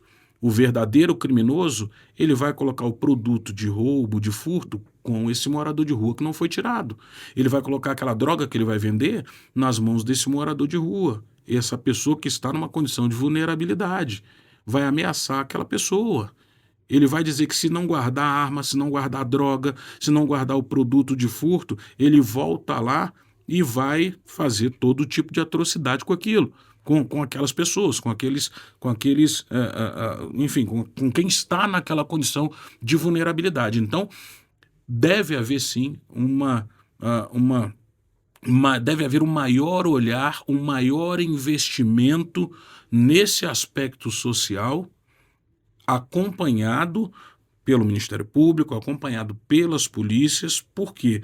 Porque, caso contrário, o verdadeiro agressor, o verdadeiro criminoso, ele vai se valer de quem está na rua para potencializar, para multiplicar a sua condição criminosa. E muita gente, diga-se de passagem, realmente não é daqui do Distrito Federal. É impressionante. Então, o tratamento... Mas eles também não querem serem acolhidos ali pela ação social do governo. Tem um hotel alguns social, não. aí não quer ir para o hotel social, Uhum. não quer uma requalificação para tentar arrumar um emprego. Veja só, Cacheta, eu tenho um, um- um- um item importante para poder colocar. Qual a característica do hotel social? Nós temos casos de mães que estão na rua com seus filhos e na hora de serem colocadas no hotel social, é um hotel social que é feito de uma maneira inadequada, é um hotel social que não tem uma vigilância. Ah, não, mas eu vou botar o hotel social, mas a vigilância eu não vou colocar. Essa mulher com 3 filhos é estuprada dentro do hotel social, ela não volta mais para lá. Ela não volta mais para lá. Essa mulher, ela vê a filha de 8, 9, 10 anos de idade sendo puxada num canto para ser vítima de violência sexual. Então, a estrutura, ela tem que ser muito melhor do que hoje se entende. Ah, não, bota lá no hotel que vai dar certo. Não, não é assim. O investimento ele tem que acontecer também por esse lado para que você não precise trazer a instituição policial. Mas nós entendemos que isso ainda pode mudar, mas precisa de um olhar um pouco mais carinhoso por parte das instituições. Tem um crime acontecendo recorrentemente, que é o roubo de cabos de cobre, né? Que aí deixa a região sem iluminação e tal. Brasília tem vários pontos que não tem iluminação por conta do furto desses cabos. Por que que a polícia não consegue pegar esse pessoal? Porque a polícia não consegue infelizmente, punir da maneira adequada quem compra os cabos que foram furtados.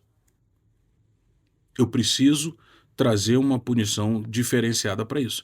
Eu preciso ter uma fiscalização diferenciada para isso. Eu preciso ter essas pessoas entendendo que ao momento em que ela compra e por valores irrisórios aquele material, ela é a verdadeira fomentadora do crime. Aqui na Asa Norte, por exemplo, eu me recordo que eu estava fazendo, nós criamos no SBT um quadro, né? Cara, um menino fantástico. Gente, eu acho que eu tô no burnout. Me fugiu o nome dele agora, o Machida. Kenzo O Machida. Kenzo, eu tô com o nome do irmão dele, né? Eu tô com o nome do Lioto na cabeça, mas é o Kenzo. Cara, fizemos um quadro maravilhoso. Eu e Kenzo saímos, fomos à rua, e nós vimos o que eles furtavam para levar para esses ferros velhos, né, e vender. Então, eu tenho aquela estrutura que segura o ar-condicionado que fica na parte externa dos prédios. Uhum. Não é possível que aquela pessoa que está adquirindo, está comprando aquele produto, ele não sabe que aquilo ali foi furtado, que aquilo ali foi retirado de algum lugar. Então eu tenho um toldo do lado de fora da minha loja, então às vezes a gente percebia o toldo inteiro sendo retirado, e aí a pessoa fala assim, gente, da onde você... A pergunta básica, né? Da onde você arrumou a ferragem de um toldo? Então, gente, pelo amor de Deus, eu estou fomentando aquele tipo de crime. Eu sou alguém que participa e que coloca o dinheiro para que aquele crime continue acontecendo. E a punição para essas pessoas é cada vez menor. Mas não é receptação?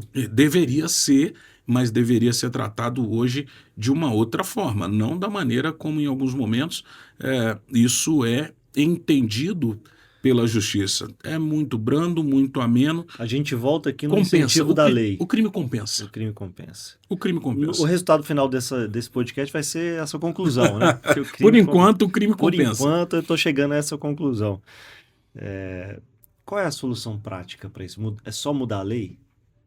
Mudar a lei. Como eu disse antes, eu coloco todo tipo de informação educacional nos currículos escolares, mas quando eu esqueço de saúde, né? Quando eu esqueço de segurança, isso é muito complicado. Temos evoluções? Sim, nós temos evoluções. Por exemplo, um banco de dados de criminosos, de pessoas que são procuradas, tá? E vão para todos os órgãos de segurança pública, perdão, todos os órgãos de utilidade pública. Eu estou chegando no hospital, eu coloco meu nome, o nome da minha mãe, coloquei ali o documento, opa, se aparece ali o meu nome como procurado, cara, isso é importante. Não tem a ver diretamente, né, com a atuação daquele órgão, mas ajuda a segurança pública. Eu estou trazendo esse exemplo por quê? Porque as escolas elas podem sim mudar completamente a minha ideia, o meu comportamento, né, a minha atitude enquanto futuro cidadão em formação, a partir da prioridade que precisa ser dada.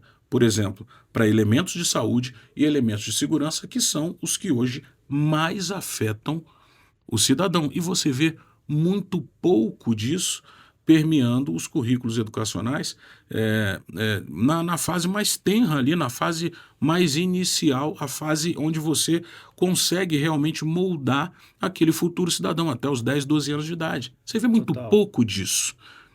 Se a gente Qual não é a investir intenção? na educação, a gente não vai resolver o problema da criminalidade tão cedo. Não conseguimos. E eu queria entrar no tema dos presídios. Ih, Presídios aqui maravilhoso. no Brasil. O presídio virou escritório do crime? Virou escritório do crime e um escritório qualificado. Nós temos, infelizmente, a Ordem dos Advogados do Brasil a OAB é uma instituição fantástica. E covarde? Nós temos as diversas secções, né, da OAB, mas nós também temos aquele advogado que chega nos presídios e se torna o qualificador daquele criminoso. Então, essa é uma porção. A segunda porção é por que não se investe em melhores instituições prisionais? É uma outra pergunta que é difícil de se fazer, Falta né? de prioridade do governo. Eu tenho um Bukele da vida que conseguiu construir o presídio num período de 9 meses. Todo mundo já foi lá estudar. Agora, quantos vieram aqui para poder implantar? A gente tem que saber, né, responder esse questionamento. O volume de preparação dos profissionais que vão trabalhar dentro dessas instituições. Também é importante que a gente verifique o porquê que isso não está acontecendo. Quando é que uma tornozeleira ela deve ser mais importante do que o que eu vou fazer para que aquele cidadão não se torne um agressor social? Virou comércio? Então, tudo isso precisa ser visto, precisa ser questionado e precisa ser resolvido. A gente é ótimo em questionar, mas nós somos muito pouco céleres, deveríamos ser muito mais Mas rápidos em resolver. eu acho que as respostas estão já um pouco aí. O problema é que quem está no comando não quer resolver esses problemas, né? No caso do presídio, por exemplo, acabar com visita íntima no presídio, o cara consegue estar com o celular no presídio, mas o que é isso? Né? Não é possível que ninguém está vendo um negócio desse, não é possível que você não consegue ir lá e tirar o celular, não é possível que você não consiga acabar com visita íntima. O cara tá preso, ele não tem que ter visita íntima, não. Se ele quiser ter uma visita íntima na tua casa, que não seja preso, não cometa um crime. Né? Então, os incentivos, é aquilo que a gente está conversando aqui Sim. desde o início, Coronel. O incentivo é para quem quebra a regra É, e não para quem cumpre a pois regra. é, cara. Parece que você não é para ser um cidadão honesto, íntegro, seguir tua vida reta ali. Não, porque senão você vai ser penalizado. Eu vou te dar 2 exemplos. Um de Brasília para o Brasil.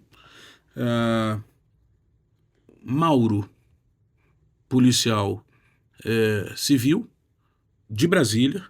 Eu me recordo que iníciozinho dos anos 2000, estávamos eu e mais 2 grandes irmãos, Luiz Antônio Horta, conhecido como Tatai, né? Hoje ele é representante da Springfield, foi representante da Glock durante muito tempo, hoje é representante da Springfield para as Américas, aqui a América Latina, né? E Alexandre José da Silva, também um oficial da Polícia Militar. Nós fomos para dentro dessa região do presídio e ministramos o primeiro curso de intervenção rápida em recinto carcerário. O Mauro, cara, de forma fantástica, ele era o chefe, né? Ele era o gestor da equipe de operações especiais, do Departamento de Operações Policiais do presídio. Né? Brasília hoje está com mais de 2 décadas sem ter nenhum tipo de problema pela capacitação que ele deu aqui. Ele foi exportado, já virou secretário de Polícia Penitenciária em 2 estados da federação a partir de uma tecnologia operacional que foi aprimorada por ele. A gente só, né, deu aquela igniçãozinha, né, capacitamos parte do público, mas foi aprimorada por ele e ele já virou secretário de ações penitenciárias em 2 outros estados que acabaram com problemas penitenciários dentro das instituições prisionais. Então, Brasília exportou isso. Esse é um exemplo. Um outro exemplo que a gente pode citar aqui também, esse vem de fora, mas, né, é bom que a gente cite para, se não puder ser implementado, que possa ser pensado. Nos Estados Unidos, se você tem um estuprador, esse estuprador ele sai do sistema prisional depois de ter cumprido pena. A vizinhança sabe onde é que ele mora. É público o local de moradia dele. Isso significa dizer o quê? Que ele está sendo monitorado pela própria comunidade, pela própria população. Um terceiro exemplo, não estava na relação, mas a gente pode citar também. Foi criada uma outra categoria para a vigilância, para o acompanhamento de quem recebe o benefício de estar fora do presídio ao longo da sua jornada, né, de reeducação. Criaram uma categoria para quê? Que é o agente de custódia, tem nomes diversos em países diversos, né, dos quase 50 que eu já visitei estudando segurança pública. Então, qual é a responsabilidade dessa pessoa? Eu vou lhe dar algum benefício, vou dar para o João um benefício dentro do que a lei determina, quem fiscaliza? Quantos crimes nós temos? Fulano com a tornozeleira eletrônica, fulano que estava no semiaberto, fulano que estava Quem toma conta? Aí, não, mas espera aí, nós criamos a polícia penal. Gente, pelo amor de Deus, o cara não é onipresente, ele não consegue estar em todo lugar ao mesmo tempo. Então, são 3 cenários diferentes, um de dentro do Distrito Federal, que foi exportado para outros estados. Nós temos um de monitoramento social e um outro de monitoramento institucional. Nada disso serve, nada disso presta para que a gente consiga minimizar a atuação do crime organizado. Então, exemplo nós temos, né? Boas práticas nós temos e boas práticas saindo do Distrito Federal. Então, não se tem aí aquela ideia, não, mas não dá certo, não funciona. Funciona sim, e a gente tem exemplo para isso. Você fala muito de liderança policial, né? Na formação de policial, você Sim. ajuda nisso. Qual é o tipo de policial que a gente precisa formar aí para os próximos 20 anos aí? Um policial que entenda os fenômenos sociais, o policial que entende o fenômeno social, o policial que inova, o policial que é bem capacitado em questões sociológicas, antropológicas, inclusive tem que ser um pensador.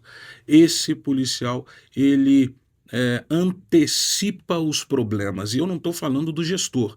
Essa coisa do gestor já acabou há muito tempo, né? Hoje, a antecipação e a capacitação, elas não funcionam só para o cidadão, elas funcionam, por exemplo, em período de guerra. Tem um acrônimo, né? Um acróstico que é chamado VUCA, né? Então, isso vem da onde? De um ambiente volátil, incerto, complexo e ambíguo. Muda muito rápido. Volátil, incerto, eu não tenho como prever. Complexo, ele tem uma teia que atende, que encosta em diversos pontos da sociedade, né? E ambíguo, ele não tem só uma solução, ele pode ter outras soluções. Então, isso foi descoberto e aplicado onde? Na época, guerra do Iraque, guerra do Afeganistão, onde os comandantes do exército americanos perceberam que eu não tenho tempo para poder estar na ponta da linha dando uma ordem para que algo correto seja feito para que eu atinja o resultado. Como é que eu encurto isso? Eu vou dar a melhor capacitação possível para quem está lá na frente, diretamente ligado ao problema, tenha condições de resolver a partir dessa experiência que eu estou dando. Então eu vou dar para esse cara esse mesmo acróstico, né? O VUCA de novo.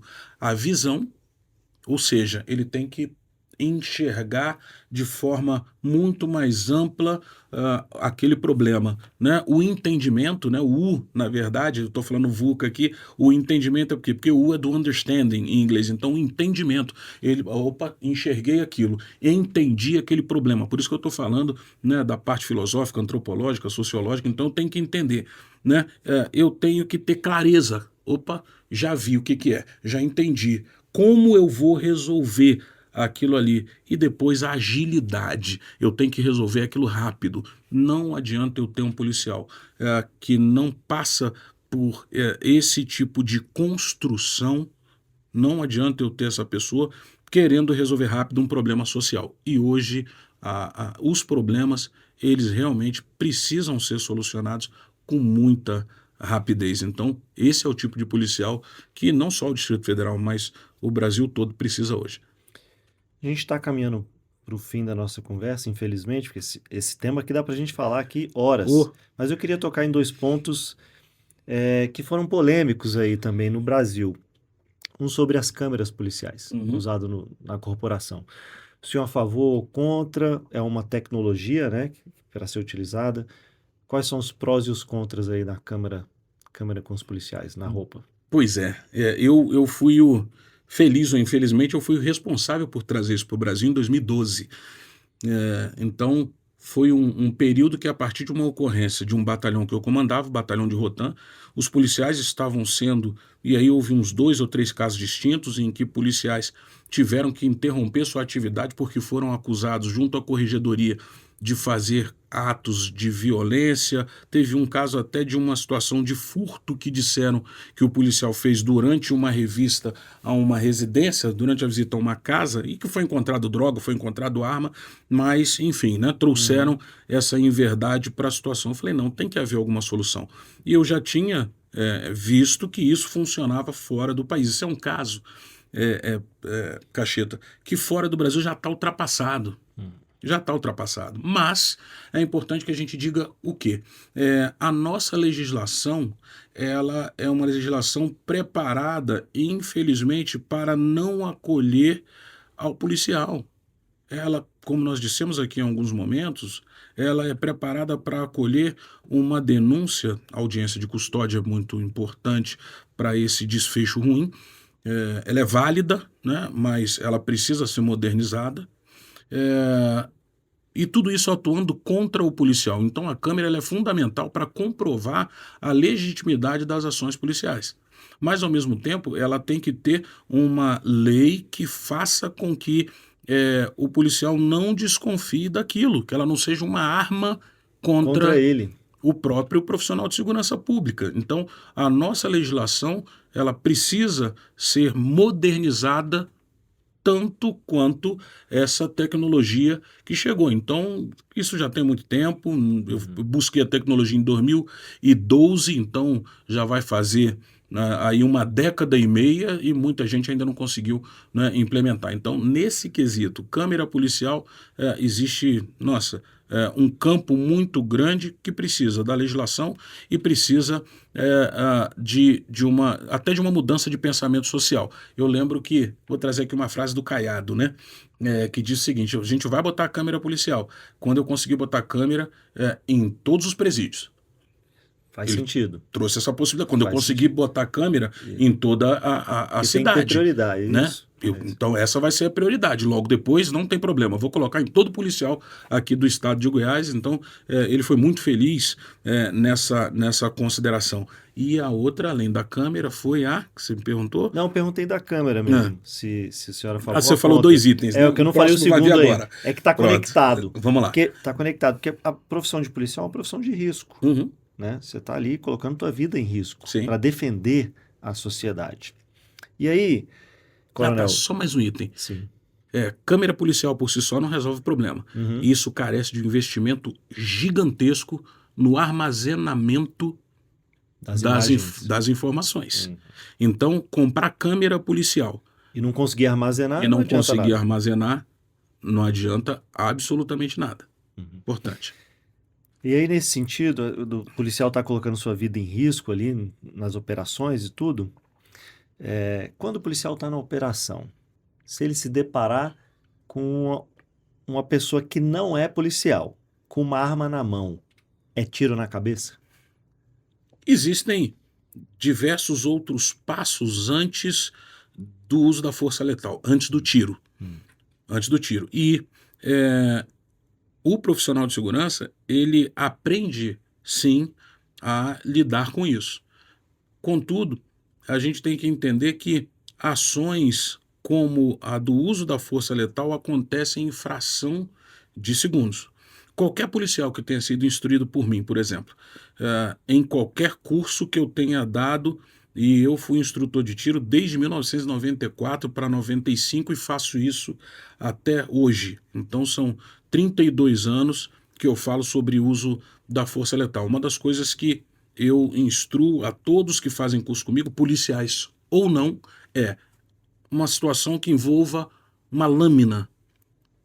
Né? A lâmina ela é algo extremamente danoso e, em alguns momentos, mais danoso, mais perigoso, mais letal do que o próprio disparo de arma de fogo. Qualquer um que tenha sido instruído por mim, eu digo, você deve executar a maior quantidade de disparos possível até que você consiga cessar aquela ação.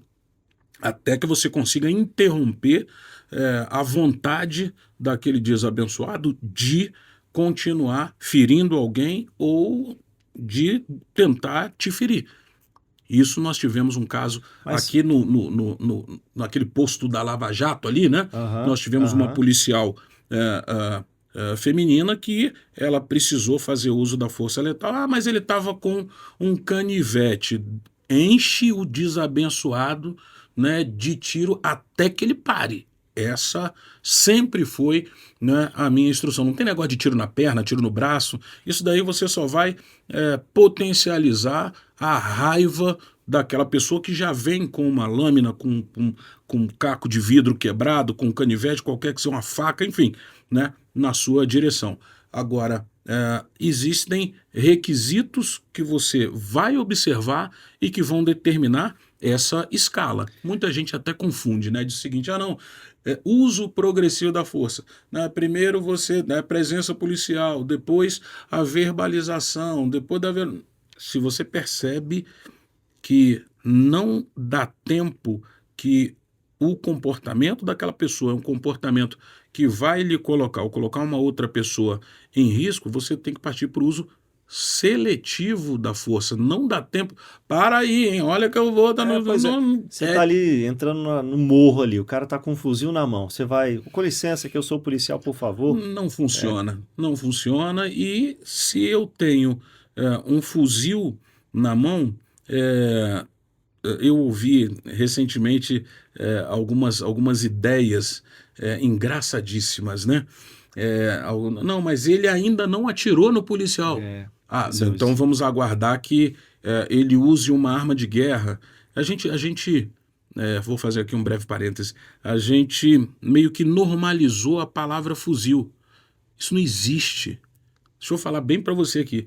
Essa é uma normalização que não existe. Fuzil é usado em local que tem guerra. Fuzil é utilizado única e exclusivamente para matar, para arrancar braço, né, para arrancar perna. Né? Então, não existe alguém que se predisponha a ter um fuzil na mão porque essa pessoa deseja apenas fazer uma demonstração. É lúdico, aquilo ali é para enfeitar. Tem um fuzil na mão, não é esse o formato, não é esse o pensamento. Eu me predisponho a fazer o que o fuzil está para o qual, né, aquele cenário para o qual o fuzil foi construído. Um tiro de fuzil, ele vai arrancar braço, ele vai arrancar perna, ele vai arrancar órgãos, ele vai arrancar pedaços da pessoa. É assim que se comporta aquela munição, aquele tiro depois que sai do cano do armamento. Então, quem pensa dessa forma, né, com todo o respeito, é um grande imbecil. Então, essa pessoa não merece a nossa consideração. Alguém tem um fuzil direcionado para você ou direcionado para aquele que tem a função de te proteger, ele quer matar. Sem dúvida. Ele não quer fazer, né? Eu estou aqui só para ostentar. Né? Você ostenta com outra coisa, não com fuzil. Coronel, se o senhor fosse nomeado secretário de Segurança Pública aqui do DF ou de algum outro estado, quais são as 3 medidas que o senhor implementaria aí para melhorar a segurança pública? A primeira, pegar o secretariado, os administradores, enfiar dentro de alguns aviões e mostrar onde existem as soluções de segurança mais efetivas do mundo. Isso é fácil de fazer, eu não levo 60 dias para poder levar todo mundo para esses ambientes, para esses cenários, para ouvir essas soluções e, preferencialmente, eu já escolheria no primeiro mês um grupo de cidadãos para acompanhar essas comitivas nos diversos locais para onde eu as enviaria. Eu faria Sairia mais isso, barato que a viagem da Janja. né? Não tem os números das viagens dela, mas eu imediatamente faria isso. Sociedade, administradores, secretários em locais diferentes, distribuiria, mando um para a Ásia, mando outro para os Estados Unidos, mando outro para o México, mando outro para a África, mando outro, enfim, mando para tudo. Pronto, fizemos aqui 10 grupos, cada um passando né, uma semana, 10 dias em alguns lugares, o que não é muito tempo, não precisa tirar todo mundo de uma vez, mas nos primeiros 3 meses de governo, eu teria o cidadão que foi escolhido, conselhos comunitários de segurança, enfim, para buscar, para enxergar o que existe no mundo e o que dá certo. Isso muda a cabeça das pessoas e eu trago uma teia de responsabilidade para todo mundo. Uma teia de responsabilidade para todo mundo. Trago para cá, pronto. E agora, vocês viram o que funciona? Então, vamos trabalhar em cima disso. Eu responsabilizo todo mundo. O segundo ponto, o nível de investimento que deve ser feito para as instituições, para os profissionais de segurança, em relação à capacitação, em relação ao entendimento que se tem que ter não só investimento acadêmico, não só investimento, né, no conhecimento, mas qual é o melhor carro que tem, qual é a melhor viatura que tem. Eu me lembro que participei de um debate ainda dentro da Polícia Militar, em uma faculdade aqui do Distrito Federal, em que uma moça, ela acompanhou, me recordo como se fosse hoje, todo o debate e tudo, e aí a polícia tinha evoluído, por algum motivo vieram viaturas para a Polícia Militar com ar-condicionado. E ela disse o seguinte, ela falou, olha, eu sou contra isso. Por que vocês policiais têm que ter um carro com ar-condicionado? Eu não tenho. Eu falei, muito bem. Outros colegas, outras pessoas que estavam na bancada falaram. Ela era uma aluna, se eu não me engano, de jornalismo, uma aluna de jornalismo, e eu me lembro que a minha resposta foi, olha, vamos imaginar, digamos que você tenha conseguido um emprego em um dos melhores periódicos, um dos melhores jornais do Brasil. E você volta, né, feliz, né, dando soco no ar, satisfeita, e eu te entrego uma impressora matricial, naquela época já estava muito ultrapassada, te entrego um computador 486, só que eu quero a mesma excelência do trabalho que é exigido pelo aquele jornal, para aquele grupo, né, de jornalismo. Ah, mas assim não dá para fazer. Eu falei, parabéns, você já respondeu a minha pergunta e respondeu a sua pergunta. Então, que carro eu tenho que dar para que um policial salve uma pessoa, para que um profissional do Corpo de Bombeiros consiga atender a um incêndio, para que um policial penal consiga levar com segurança alguém que está cumprindo pena, mas que é membro de uma facção criminosa, e muitos já estão vindo de fora para cumprir pena aqui no Distrito Federal. É assim que tem acontecido. Então, quando eu não entrego para o médico a melhor estrutura para fazer uma cirurgia, eu não posso exigir que aquele médico me traga como resposta salvar uma vida. A mesma coisa acontece com um profissional de segurança. Se ele não tem equipamentos de qualidade, equipamentos de ponta, eu não posso exigir qualidade de segurança pública. Simples assim. Então, a viagem eu faria, os equipamentos, né, e uma melhor estrutura, né, eu também traria e criaria uma faculdade, uma academia do cidadão.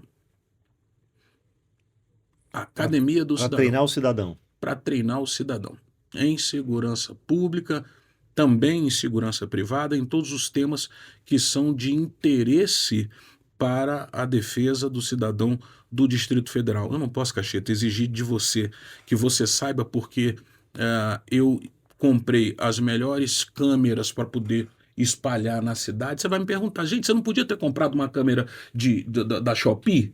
Que ela filma do mesmo jeito. Ela custa R$ 89,90. Para que você comprou uma câmera de R$ 1.000 para espalhar? Você está gastando meu dinheiro à toa. Eu quero botar aquele cidadão sabendo. Explicar o porquê daquilo. Eu vou explicar o porquê daquilo. Aquela câmera, ela permite que eu coloque inteligência artificial. Aquela câmera, ela filma de noite. Aquela câmera, ela filma longe para que eu tenha uma prova. Ela tem um zoom adequado para que no momento em que alguém tenta estuprar uma moça, eu não tenha a imagem cheia de pixel, cheia de quadradinho, não consegui reconhecer. E aquele cara, por eu não conseguir reconhecê-lo, por comprar a câmera da Shopee, ele entra e no outro dia sai. Eu não consegui comprovar que ele é o estuprador, Que ele era ele, né? que ele era ele. Aquele camarada que vai aqui no show do Mané Garrincha, que agora eles estão cobrando antes de você voltar do show. Você estaciona o carro, Você ele tem que já pagar na pede, entrada. você paga na entrada. E na hora que você sai dali, ele já não está Já não tem mais. ninguém, tá vazio o estacionamento. O vidro já está quebrado, já pegaram o que quiseram e o que não quiseram dentro do seu carro. Aquela mocinha que está saindo do show que eu quero abordar, mas às vezes eu não tenho uma policial feminina, né? A câmera pegou ela recebendo os 18, 20, 30 celulares que ela enfiou dentro da roupa, porque é uma mulher que não vai ser abordada e a câmera não pegou, porque eu comprei a câmera da Shopee. Então eu estou usando aqui um exemplo, né, da tecnologia, mas eu preciso que o cidadão que é escolhido pela própria comunidade, ele frequente a Asa Norte, pronto, essa academia do cidadão, a academia policial do cidadão, ela vai ser lá dentro do quartel da Asa Norte. Eu quero que ele pergunte por que o policial ele tem que lavar a viatura ao invés da corporação ter um contrato com Lava Jato. O tempo que ele está lavando viatura, ele tinha que estar patrulhando, ele não tinha que estar lavando o carro. O policial Hoje não lava mais a viatura? Pode ser que tenha mudado. Mas é isso que eu quero. Eu quero ele na rua, eu não quero ele lavando o carro.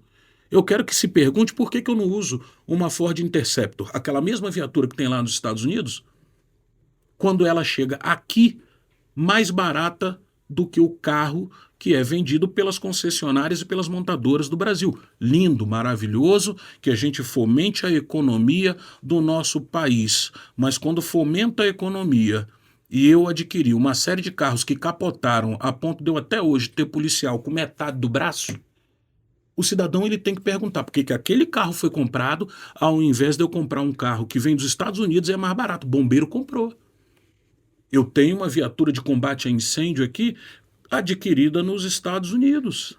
Mas isso foi decisão do governo. Olha, e decisão institucional também, a ponto... Você está colocando as pessoas erradas nos locais errados. Você lembra do começo do nosso bate-papo? Onde nós dissemos que algumas decisões... Você me perguntou onde é que você sentiu assim, né, que a coisa ficou... Não, enquanto gestor, por quê? Por que eu sou obrigado a comprar aquele carro e tenho que responder, né, e eu vou te falar aqui um caso real, né? Eu, subcomandante-geral, uma viatura capotou, eu estava próximo, estava indo para casa, devia ser umas 11 e tanta da noite, meia-noite, desviei o caminho, fui para o hospital de base para ver o soldado que tinha se machucado. Daqui a pouco, Cacheta, chega um policial que tinha trabalhado comigo no 3º Batalhão 20 e tantos anos antes. Né? A frase dele era: onde está o meu filho? Ele vai se lembrar. Onde está o meu filho? Cara, é o cara que tinha trabalhado comigo. E o filho dele também, policial militar. Que estava na viatura. Ele vai ver isso aqui, ele vai se lembrar desse fato.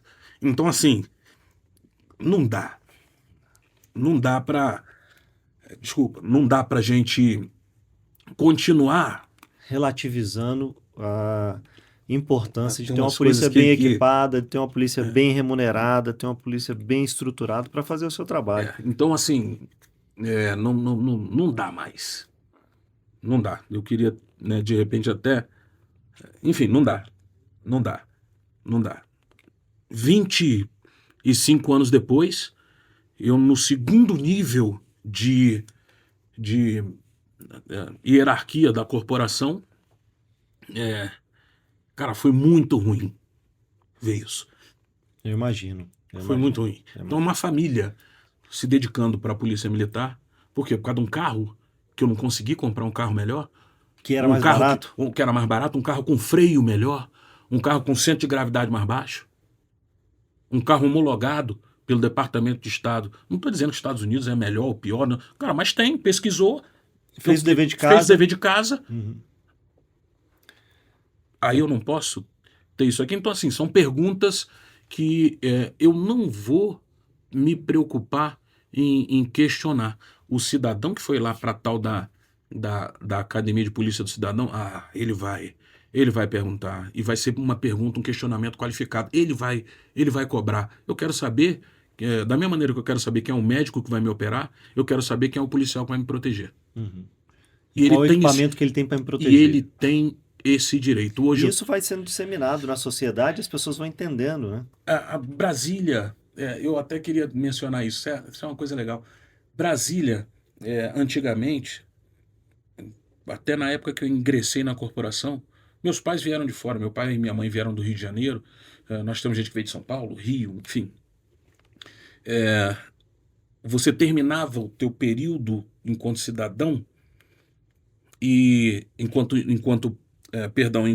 funcionário público, falava assim: não vou voltar para o meu Rio de Janeiro, eu vou voltar para São Paulo, eu vou voltar para Paraíba, eu vou morar no Nordeste, porque minha família veio de lá, né? Só que eu estou falando final da década de 80, iniciozinho da década de 90, né? De repente, quem está vendo a gente aqui hoje tem Brasília ainda filho. era pequena e tal, não estava desenvolvido igual hoje. Eu já estou caminhando para os 60, né? Então, eu já tenho filhos aqui, eu já tenho netos aqui, eu não vou voltar para lugar nenhum. Ou eu torno isso aqui melhor, enquanto cidadão, enquanto funcionário público, ou eu torno isso aqui melhor, ou então esse resultado da minha omissão, da minha falta de capacidade, da minha falta de oportunidade, ele volta para quem vai continuar construindo Brasília. Então, a hora de resolver, mano, é É agora. agora. Sem dúvida. E agora que a emoção aflorou, ficou Vamos lá. bom, né? Mas a gente já está chegando aqui no nosso tempo. Se o senhor quiser deixar um recado final aí para quem assistiu o nosso episódio, pode ficar à vontade. Cobrem. É função nossa ter um pouquinho dessa responsabilidade. Vamos cobrar dos nossos gestores, vamos cobrar dos nossos representantes, vamos entender para onde vai o Fundo Nacional de Segurança, tanto de segurança pública, como no nosso caso aqui do Distrito Federal, né, temos ali todo o investimento que vem do governo federal Para o Fundo Constitucional, né? para o Fundo Constitucional. Então, essa cobrança é o que vai tornar o gestor mais responsável e que vai te devolver, no caso que a gente está citando aqui, uma segurança muito melhor. Mas não apenas, vocês viram que eu não falei cobrem do policial. Ele é aquele que menos, ele é o que menos opina. É o menos culpado dessa culpado. situação de segurança. Então, ainda é possível. Brasília ainda permite isso, ainda tem pessoas que têm isso no coração, tentando tornar o nosso quadradinho muito melhor. Então, fica aí a ideia. Cobrem. Coronel, muito obrigado por você ter aceitado o nosso convite aqui nesse bate-papo. A gente pode marcar outros depois para aprofundar os temas que a gente vai passando, né, de uma forma geral ali nos temas. Segurança tem vários temas que a gente pode tratar aqui. Muita coisa. E eu espero que a gente tenha conseguido minimamente falar bem aqui do que a gente abordou. Te agradeço muito a gentileza de ter vindo. Eu é que agradeço, né, o convite, né? A gente vai ficando mais emocionado por tudo que a gente vê ao longo da carreira, né? Então no finalzinho a gente dá aquela engasgada, né? Como é que é? O suor masculino, ele sai pelos olhos e tudo, né? Gente, né? Uma brincadeira aqui, mas, cara, obrigado pela oportunidade de permitir que no futuro alguém possa ver esse nosso bate-papo e realmente torne o nosso quadradinho cada vez melhor. É isso. E se você prestou atenção, você percebeu que o problema está na legislação, nos incentivos. A gente precisa mudar isso urgentemente e dar dignidade para os policiais, equipar a polícia com melhores equipamentos, melhor estrutura para poder fazer o trabalho de proteger a sociedade. Se você gostou desse episódio, clique aqui para se inscrever no canal, aperte no sininho para receber a notificação dos novos episódios e não esqueça de deixar o seu comentário sobre os assuntos que a gente debateu aqui. Muito obrigado e até a próxima.